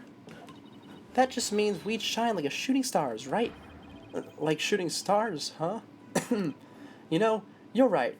Why didn't I think of that? After all, that's what we were all put on this earth to do, right? To shine like stars. Guess I shouldn't mention the fact that shooting stars burn out in a flash. Oh yeah, here we go. 3, 2, 1. To the stratosphere and beyond. Yeah, I feel alive now. You can go ahead and ask me anything you want. Is that really all it takes? Alright. So, you have no memory at all of the incident? I'm so ashamed. My memory of the time is as black and clouded as a dark nebula. Still, it's strange you don't remember a thing. Are you sure you didn't take one of those anti-anxiety pills like they said at the trial? You got it all wrong. I told them during the investigation, too. I don't know anything about any drugs. I never took any medication, I swear. It is true I developed a fear of space because of what happened 7 years ago. And I was taking medication secretly every now and then when my anxiety got bad. Having a fear of space is not something an astronaut can brag about, you know. Oh, the so-called Hat 1 miracle? That must have been a terrifying experience. But I'm still an astronaut at the heart, come what may. I would never take drugs that might impede my performance just before a launch. That launch meant everything to me. That's more certain than the theory of relativity. He seems like a completely different person now. This is the face of an astronaut I know. But the tranquilizers were found in your system. Yeah, see, that's the thing. But I don't know why. I'm done for. If you didn't take them, then maybe somebody slipped them to you. Exactly, that's what I thought. It must have been the real culprit. My medication was in my locker. Anybody could have gotten their hands on it. Maybe the real culprit also planted the detonator switch in your pocket. Yeah, that's gotta be it. I've been framed.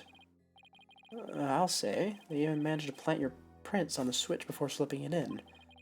It's a real possibility. Do you remember anything else that might have been relevant? Anything at all, no matter how small. Like about the murder weapon, for example. That knife.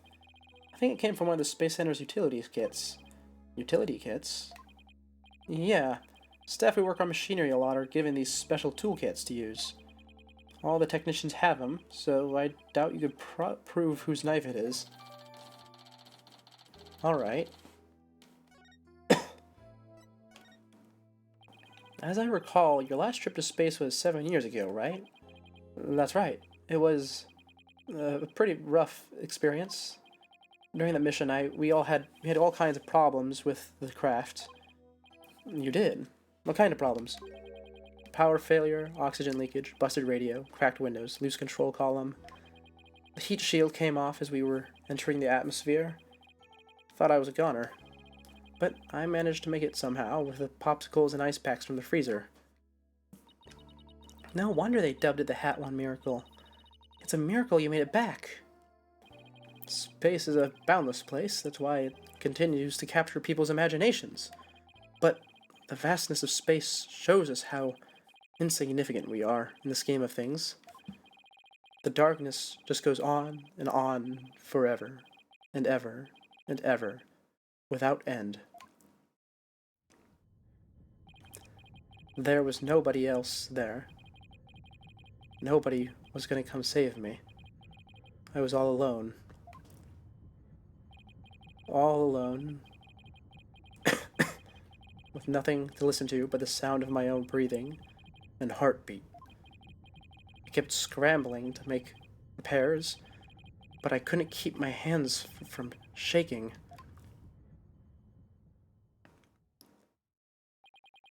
An experience like that would make anybody afraid to go up into space. With the experience you had, weren't you dreading this mission? What? No way. Of course not. Even now, I want to go up into space so bad I can barely stand it. I want to shake off the Earth's gravity and at escape velocity and spin around weightless. But you have to admit it was pretty harrowing. Weren't you even a tiny bit afraid? I was afraid. Of course I was. Still am. But space is man's final frontier. An unknown world. The cosmic truth is out there waiting for us somewhere. The cosmic truth, huh? I guess there are people looking for the truth in every walk of life. No matter how afraid I am, I'm sure I can manage. If I give in to my fear, I'll never find the truth. As long as I don't give up, I can keep up the fight.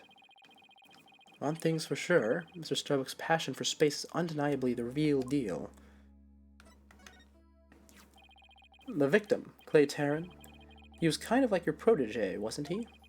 Well, it wasn't a big exaggerated deal like Master and Apprentice or anything like that, but Clay did think of me as his mentor. The mentor and the protege. What a combination they must have been. With his encouragement, I knew I could get over my fear and go back into space. But now... Clay must have been very encouraging, huh? Yeah, it's funny, really. Whenever I'd hear him shout, "You're fine," I always got the feeling everything really was gonna be just fine. You're fine. Apollo says I'm fine, and you're fine all the time too. And I always feel encouraged too whenever I hear him shout it. Yeah, Clay and Apollo were best buds. They used to come visit the Space Center a lot, ever since they were high school kids. One day, out of the blue, Clay even told me he wanted to be my protege. Those two hung around the Space Center so much, they were like a part of the staff. One time, during Zero-G training, I started to panic a little bit, and the two of them took turns shouting, "You're fine," over the radio.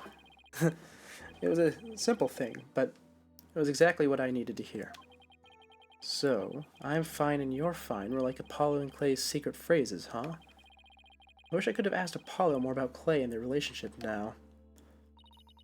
Speaking of Clay, how do you suppose he climbed down the ladder with you over his shoulder?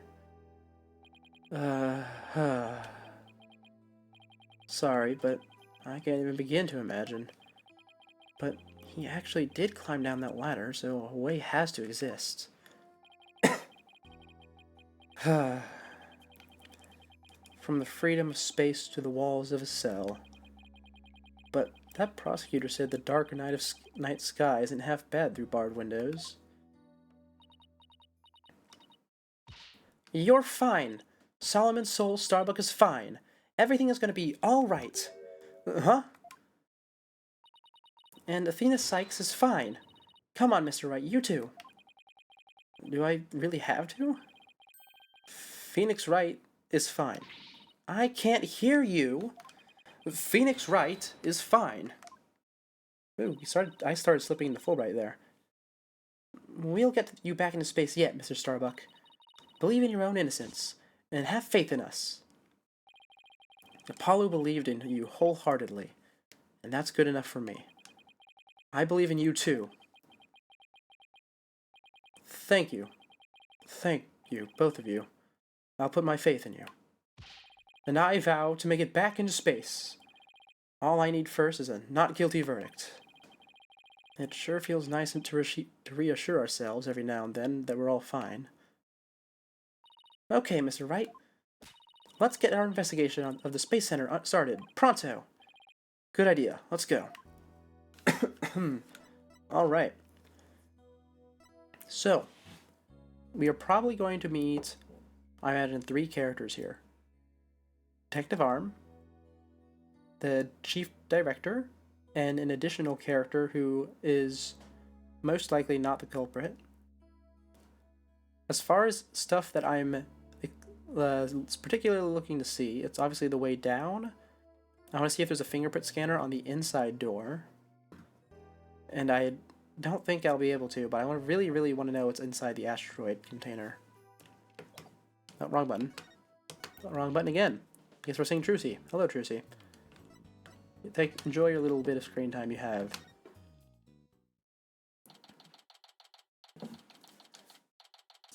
Alright. Wow. I was wondering what kind of place the Space Center would be. It almost looks like an amusement park of the future. Yeah, did you know they even let the public see their rockets up close? Oh, so check it out. Look at how bright the JAXA logo shines in the sunlight above the entranceway. I really dig the stars and rocket motif it's got going. JAXA, huh? Isn't that the new name of the Federal Space R&D program? Yeah, but why the strange acronym? I mean, what's the GIA supposed to stand for? Galaxy? If that were it, the whole thing would be something like Galaxy Exploration Agency. Which, if you ask me, I'd have abbreviated to GAXA, or even Gaia. I guess so. Oh, I know, maybe the person who came up with the name just really likes the letter Y. This exchange is beginning to feel oddly like deja vu. Anyway, this place is more than just a research facility, it's also a tourist attraction. Tourist attraction? Don't make me laugh. It's a monument to the human race. Who is this? The director? Galactic Scooter. Full speed ahead. Who is it? Oh, is this the director? Yikes, who's this geezer and what's he want? Look upon me, and look well. Behold the great power of space science. Pardon me, but you are? My glorious name is Yuri Cosmos. I am the director of the Cosmos Space Center, the center of the cosmos. Boss, that was pretty groan-inducing. If this person is the Space Center's director, then that means... Aha! So you were one of the first to discover Clay's body, weren't you? I'm not going to read the flashback. We just did this. That is correct. I was honored to be the very first... No, that was correct.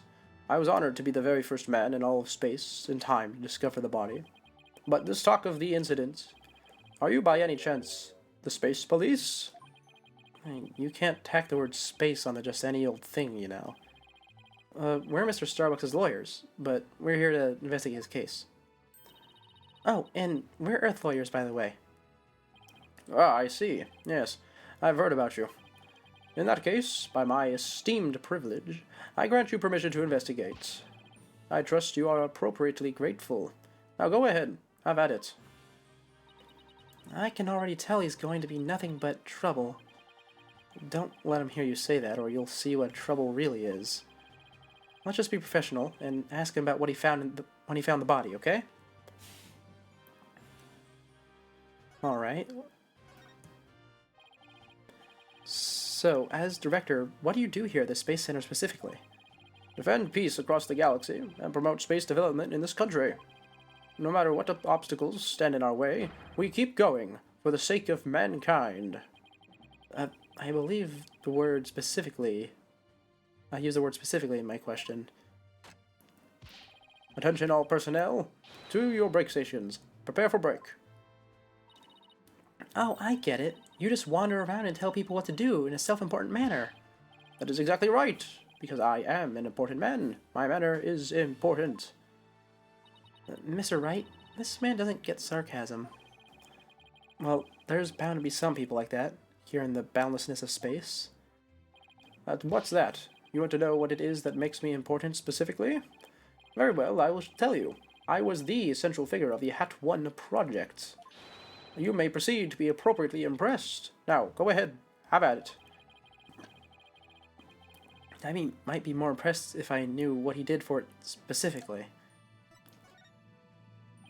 Could you tell us what you know about the incidents from the other day? I refuse. What? Explaining is a job for common folk, not the director of the Center of the Cosmos. My testimony, which will go down in space history, will be heard in the courtroom. What? So does that mean you'll be taking a stand tomorrow? That is correct. I will be the most glorious witness in the history of mankind. I'm not sure if he really understands what being a witness is all about. Looks like Director Cosmos is the type that only talks about what he wants to talk about. Then let's at least try to ask him about the things he might be willing to open up about. The Hat 1 was a rocket that was launched into space 7 years ago, correct? And despite numerous problems, it somehow made its way back home?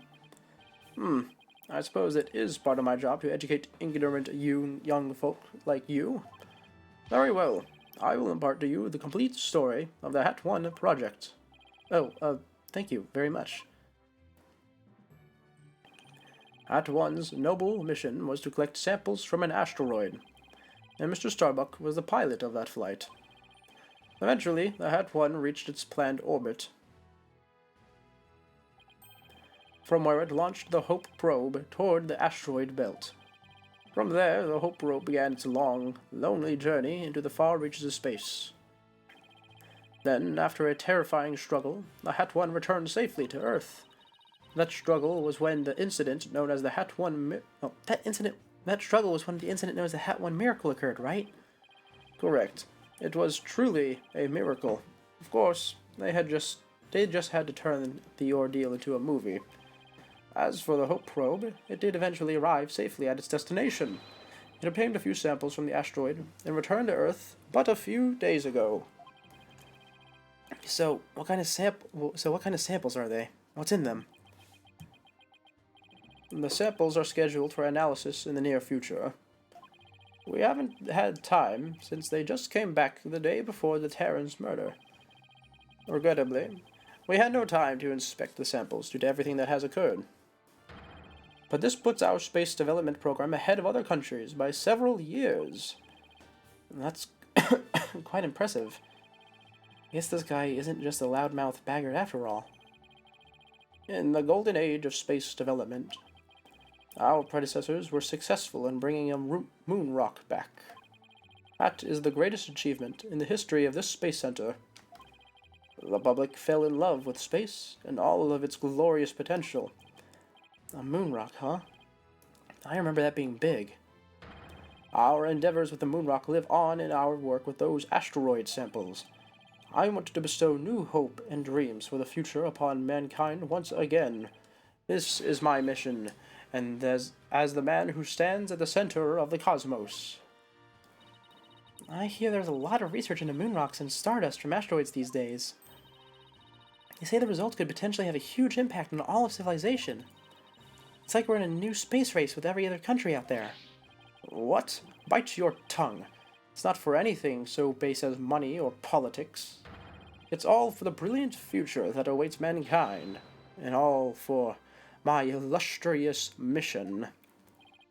With the recent budget cuts, my staff tells me finances are tight, but I won't hear it. I guess even space programs have to watch their budgets. By the way, you seem awfully knowledgeable about this kind of thing, Athena. Uh-huh. Oh, well, you know, I thought I'd better brush up for the case. Is that so? Well, I will be on my way. As you can see, I am very busy and a very important man. Galactic Scooter, fire up the main engine, max battle speed, and engage. That thing is surprisingly fast. I guess we better get going too. You bet. Let's make it so. Yep.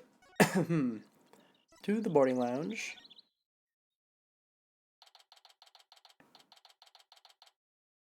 This is where the body was discovered, I believe.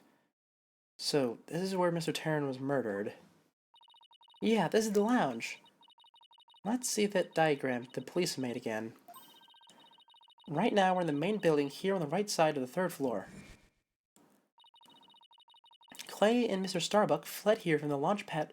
fled here from Launchpad 1 after the explosion. You there, no admittance without express permission. We're Mr. Starbuck's lawyers. We've come to investigate. Sorry, nobody gets in without permission, not even the police superintendent. Can't have Detective Fulbright getting mad at me. So, Detective Fulbright is here, huh?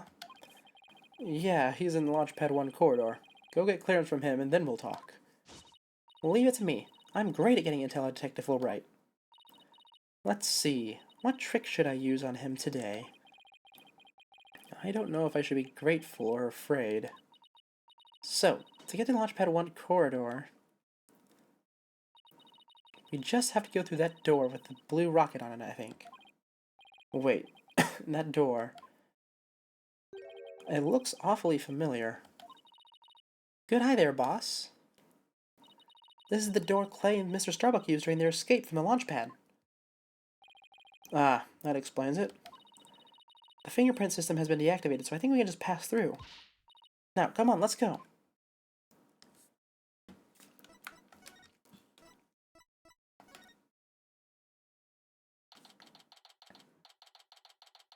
Huh.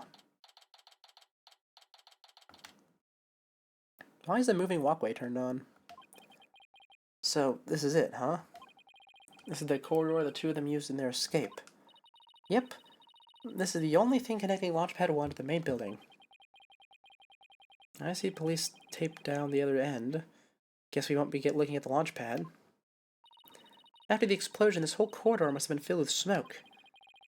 And the launch pad itself was probably a sea of flames. Must have been pretty scary for them. Now, where could Detective Fulbright be? Hey, I think that's him over there. What should I do? Which path is the path of justice? He seems to be lost. That's funny. This corridor is a straight shot. Huh? Ah, it's you lawyer people. Welcome to the Space Center. Enjoying your relaxing day off, are you? Here for a little rocket sightseeing? We're here to investigate the scene, same as you. Do you have any info to share? Boss, if he acts all reluctant to give us information, we hit him with a whatever shall we do act. I'm sure he'll fall for it. Got it? Are we trying to catch the unruly family dog here or something? Info on the case, huh? Alright, I'll gladly share some with you. Huh? What just happened? Detectives and lawyers seeking truth and justice side by side. I like it. Just take whatever you want from me, you info bandits. I'm in a generous mood today. I don't know. There's something weird about Detective Fulbright today. Well, we need information, so let's run with it. If you say so. Detective Fulbright, could you give us a permission to investigate the crime scene?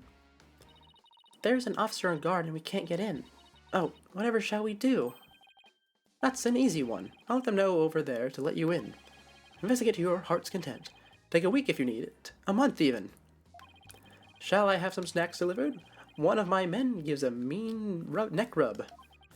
No, that's okay, but thanks.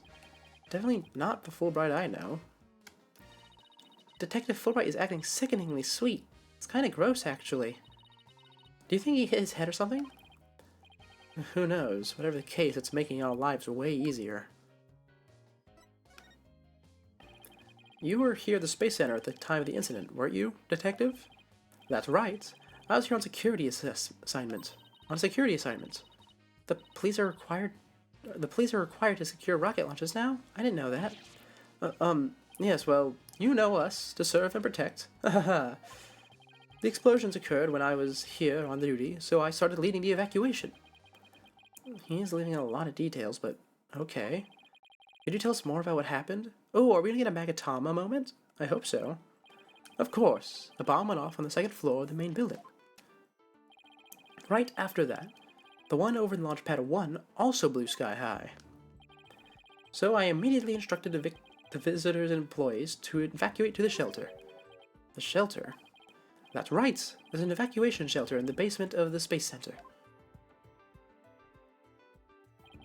It's there for accidents and emergencies and the like. So, where were you when the bomb first went off? I was on duty on the 4th floor. It was quite the madhouse, I tell you. The elevator wasn't working, on account of the explosion. And the stairs on the 2nd floor were destroyed, so we couldn't go that way. Then, wasn't it impossible to get down to the basement shelter? No. We lowered an emergency ladder from the 4th floor window and escaped that way. It was a folding ladder, so it wasn't very stable, but at least it reached the ground. After I secured the ladder, I left to take another look around for any survivors. Once everyone else got out safely, I made my way down and headed to the shelter. Wow, what an ordeal. But climbing down an emergency ladder kinda sounds fun. Thank you for your answers, Detective. They were very helpful. I'm giving a Phoenix Apollo voice, aren't I? Just a moment. I have some more information to share with you. But don't tell Prosecutor Blackquill, okay? Wow, and Prosecutor Blackquill usually has you on a short leash, too. Well, never mind that. Haha, I thought you should know that there was a witness. Oh, tell me about this. Could you tell us more about this witness? Sure thing. The witness was a Space Center employee who was on the 4th floor. While she was climbing down, she looked through a window into the 3rd floor lounge. So she was looking into the crime scene from the outside? That's right. It was just a matter of chance that she saw something important. Not that I know what she saw exactly, though. You don't? But that's the most important thing of all. Ha ha ha, don't you worry. I'll get around to interviewing her soon enough. She should still be somewhere here in the Space Center. You might even run into her. A 4th floor employee, huh? Alright, thanks for the info, Detective Fulbright. Gee, you sure are being cooperative, Detective. A little too cooperative, even. Yes, well, actually, something you can't talk about? Yes, something like that. Anyway, never mind. Don't worry about me. Well, I'll be on my way now. What was that all about? Something is definitely going on. I'm gonna get it out of him next time I see him. Okay. I'm not so sure he'll talk about it, though. Well, we have permission to investigate now. Let's head back to the boarding lounge. Alright.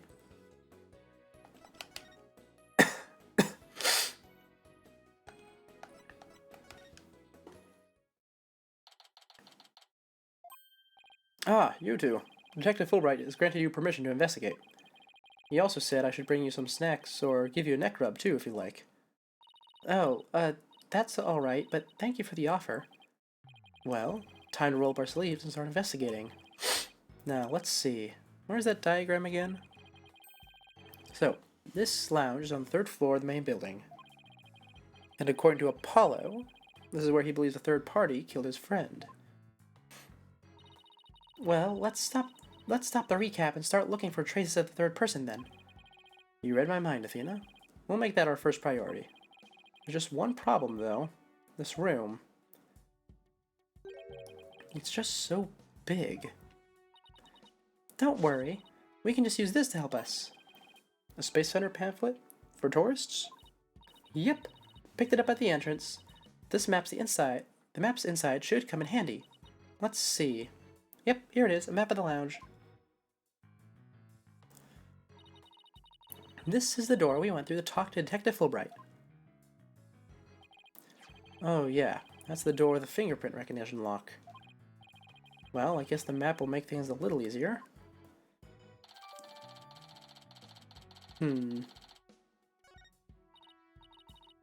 Yeah, no more excuses. Let's track down the third person. Wait, there's just one more thing. What's that strange creature moving outside the window? Oh, boss, it's just a holographic image. Oh, yeah, I knew that. Whew, that's a relief. There should be a button somewhere in this room to turn the image on and off. That's what it says in this pamphlet anyway. The only reason you're so eager to start is so that you can push that button, isn't it? And what's wrong with that? Let's just look for the button while we're looking for clues. Alright, fine. Let's get investigating.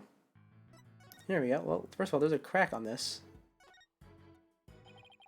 No matter how I look at it, all I can think of is torture device. But I guess it's a training device for getting used to zero gravity? Uh-oh. Athena has an odd glint in her eye. Is she thinking about trying that thing out? I should try to stop her, but I'm afraid she'll just outmuscle me. Hey, Mr. Wright, look at that up there. Some kind of fragment? It's stuck in tight. Oh, so that's what that glint was all about. That color looks familiar. I think it's part of an oxygen tank. I think you're right, but if that's here, it means that Clay's tank ruptured after they arrived at the boarding lounge. So Prosecutor Blackville's theory that Mr. Starbuck dropped Clay down the ladder must be wrong. This proves that both of the astronauts were alive when they reached the boarding lounge. So Apollo was right. The scene of the murder wasn't the launch pad. Hehe, way to go, Apollo. No, I'm not gonna get to keep that. Okay.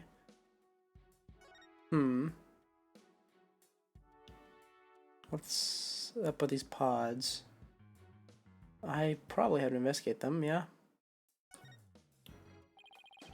These are apparently oxygen capsules. They're for recovery after a training session. I wonder if they can change your voice. Testing, testing, 1, 2, 3. Huh? Didn't do a thing. It's not helium, Athena, it's oxygen. Okay.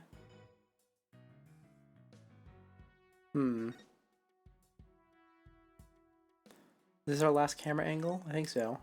Yeah. We have the security camera here. This must be the security camera that recorded the astronauts making their escape. Oh, let's commemorate this occasion with love and peace. If you're done now, shall we move on? Yeah, okay. But just one more for the road. Peace. Very mature. What's up with the sign on the ground? We'll check out this platform then, so they can't check out the sign. It required, please use moonwalk apparatus responsibly. Oh, there's a footprint here on the corner. Here's another piece of amazing piece of equipment. Walk on the surface of the moon, it says. Oh boy, I want to try it. Gravity is weak on the moon, so I bet I could do mid-air somersaults. We're still on Earth, remember? Besides, it's connected to the ceiling. Well, at least I could jump really high. There's a sign on the wall that very clearly says, don't jump too high. Then what good is this thing? Didn't I say in the beginning, walk on the surface of the moon?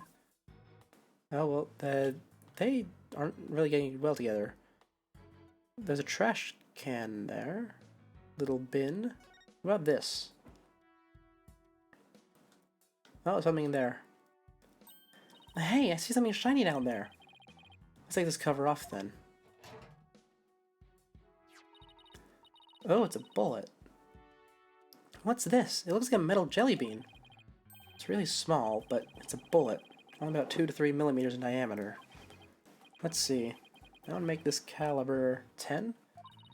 Caliber refers to the diameter of the gun's barrel, right? Yes, but I never heard of a 10 caliber gun before. This bullet must be for a special kind of gun. Well, I bet if you tried firing a bullet this small with a regular sized gun, it would just fall right out. Yeah, must have been a really small gun.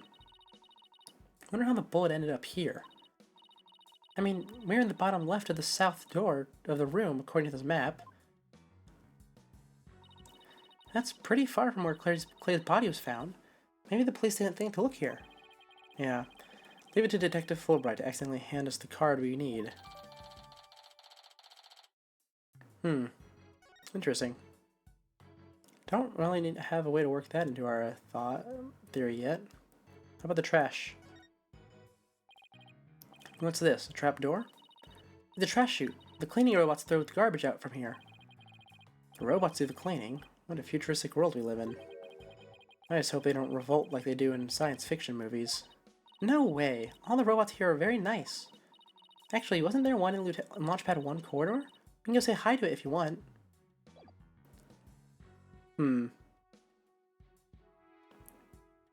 Okay, let's check the body. So, this is where they discovered Clay. Yeah, he was already dead when they found him. Let's take a look at the photo. So, he was stretched out like this, and... Huh? What's this thing that looks like a thermos? That's the thing that Prosecutor Blackquill mentioned when I was in court with Apollo. He said that it contains asteroid samples. Oh, right. The Director Cosmos mentioned something about that too, didn't he? That they were brought back only 5 days ago by the probe that had the Hat 1 launched? I wonder what they look like. Do you think they'll let us see? Let's think about that after we've solved the case, okay?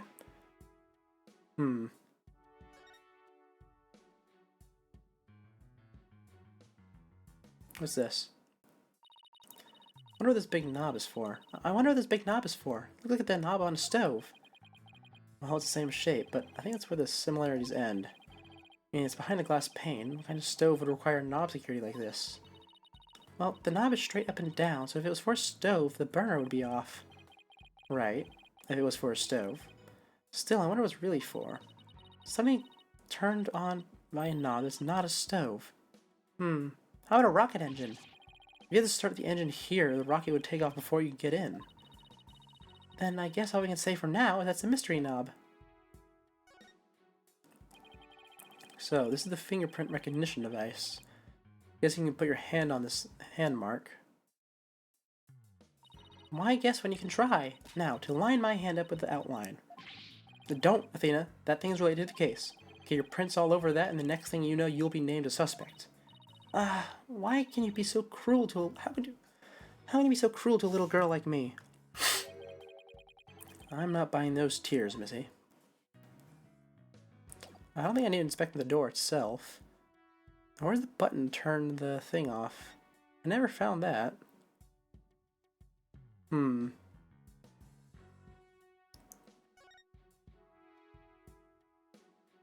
How odd. I really need to turn that off. But where's the button? Oh, here. Gotcha. There's some kind of panel with 2 buttons on it here. Just push it! That's the invariable principle of buttons. There are such things as buttons left unpushed.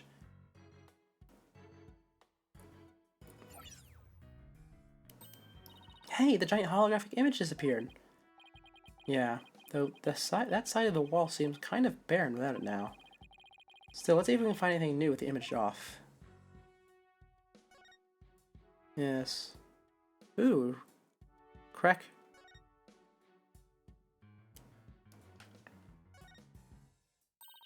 Hey, Mr. Wright, take a look at this. Looks like a bullet hole. Great find, Athena. It's pretty big. Whoever fired this shot must have been using a pretty large gun. You think so? Based on my experience, I'd say this was fired from a regular pistol. Well, whatever the size was, somebody fired a gun in here, right? Apparently. This is an important fact. Do you see a bullet around here somewhere? No, the police might have taken it, though. Let's ask Detective Fulbright about this bullet hole later.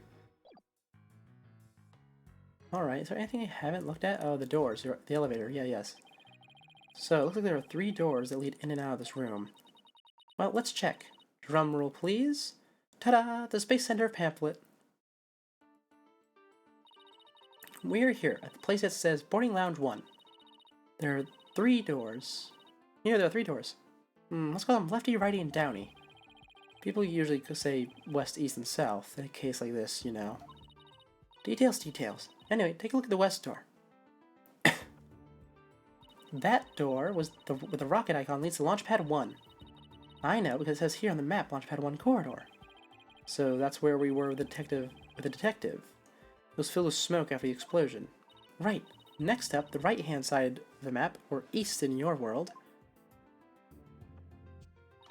That's the door with the satellite dish icon to signify communication, aka the control room. Yep, it definitely says control room. Looks like it has another door on the opposite side. They communicate and exchange information with rockets and probes in space from there. So it's the center of the Space Center. The Space Center, if you will. Does everybody start to talk like Director Cosmos after they've been here a while? But it seems they built a new command center on the 6th floor. That's what they used for the Hat 2 mission. So this control room was empty at the time. I've always wanted to see the inside of mission control rooms, and since we're here, I'd love to do that too, but it doesn't look like we'll be able to. They want to keep curious kids like you out. So the door is protected with fingerprint recognition. Only the director can go through. With that much security, I'm definitely not the only one they're looking to keep out, Athena. So apparently, the lock is also hooked up to a backup generator in case of emergencies. That's important. Okay, what about the last door? This lower door... Oh, excuse me, I mean south door. It leads to the elevators. Okay, I thought it was an elevator itself. This is the door we came through when we entered this room, right? Yep. And of course, there's no fingerprint recognition device, so it's open to anyone. But the elevators weren't working at the time due to the explosion. Well, that's about it for the 3 Muscadors in the boarding lounge. Thanks. Understanding the layout of the lounge should help us understand the case. That's why I thought we'd better have a good grasp of where all the doors go. I don't think there's anything else in here for us, right? I think we're done investigating. Unless this window's something. Or this table. I think we'll check the window, that's it. Oh, it's a mirror. Oh, it's a mirror! How thoughtful of them to put one out here. Thoughtful? So the ladies can fix their makeup. One's appearance is just as important in space as it is on Earth, you know. You never know when you're going to run into some other life form after all. I doubt anybody who thinks like that would ever become an astronaut in the first place. Okay. Is that it for this room? I think so. I think we're done. Unless, I mean, Can I investigate in here? No, I can't. In that case, I missed something. Huh. What did I miss? Is it the table? Is the table actually important? That's some pretty futuristic looking furniture over there. According to the pamphlet, those are no ordinary chairs. They're like amusement park teacup rides. You can power them yourself, it says. You spin the table, your chair spins too. Why would anyone want to have something like that here? It's for astronauts who have trouble with the device on the ceiling. No vertical spins. It says that it's a training device that's easy on the eyes and on the body. Can a person really call themselves an astronaut if they can't handle zero-G? Okay, well, I mean... Oh, can I just inspect the black screen? Is that what I wanted? Oh, there's a window! I see it now. I can't believe I've missed that this whole time. With the holographic image off, the screen is completely black, which for some reason makes me think of losing an argument to Prosecutor Blackwell in court. But at least it's got my brain revved up. I can come up with my best ideas at times like these. Yeah, it's like investigating the window. A window? That's right next to the holographic image, too. I bet it's here to help people see in the stark contrast between reality and virtual reality. Way off. It says emergency ventilation. You know, clear smoke from a fire.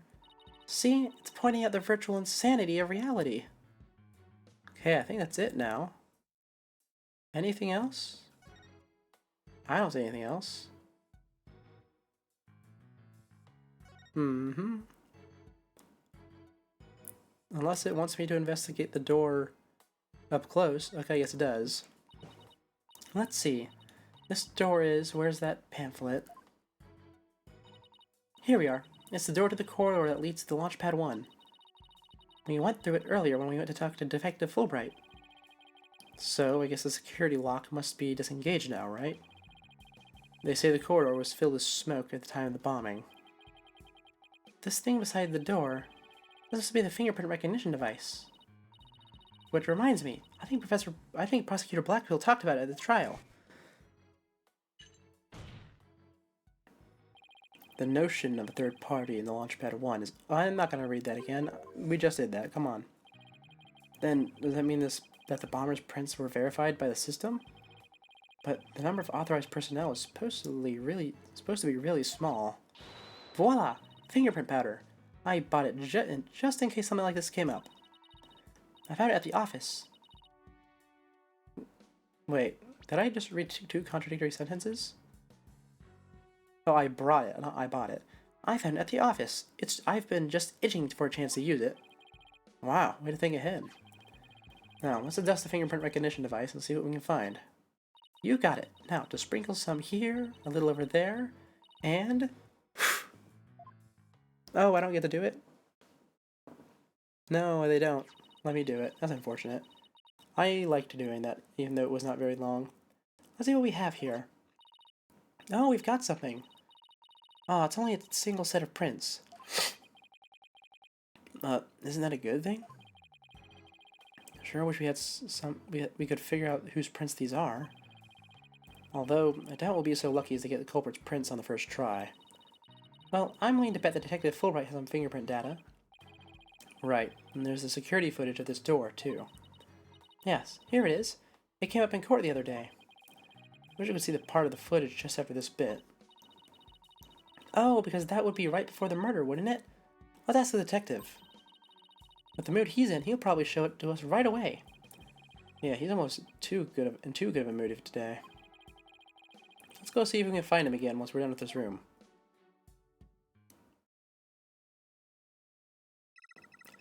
Welcome to the Space Center guests. Welcome. Yeah, yikes. What in the world? My name is Ponko. P-O-N-C-O. Ponko.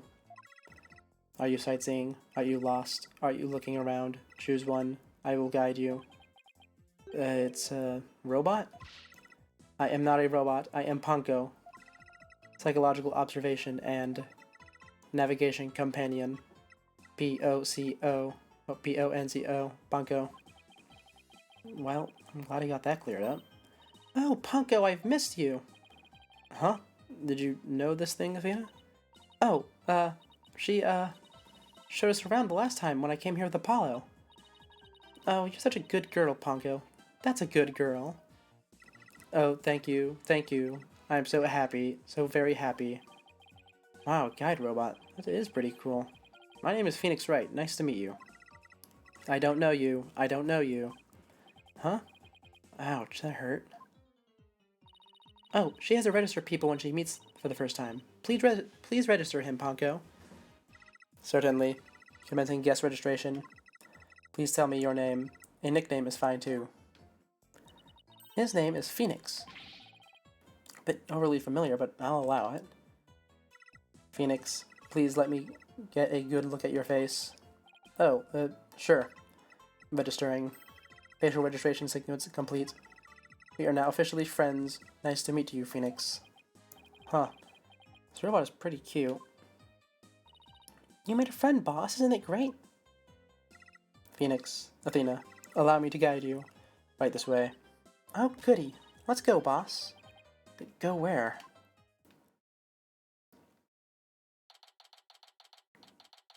Okay. Well, you know, as much as I would love to continue, we are unfortunately going to end for the day. Yep. Oh, you all knew it was coming eventually, yeah? We can't be going on forever.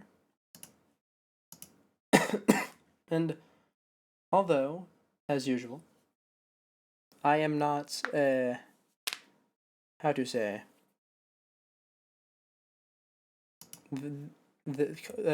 displaying my illness that much, it most certainly does take a toll on me. So, yeah.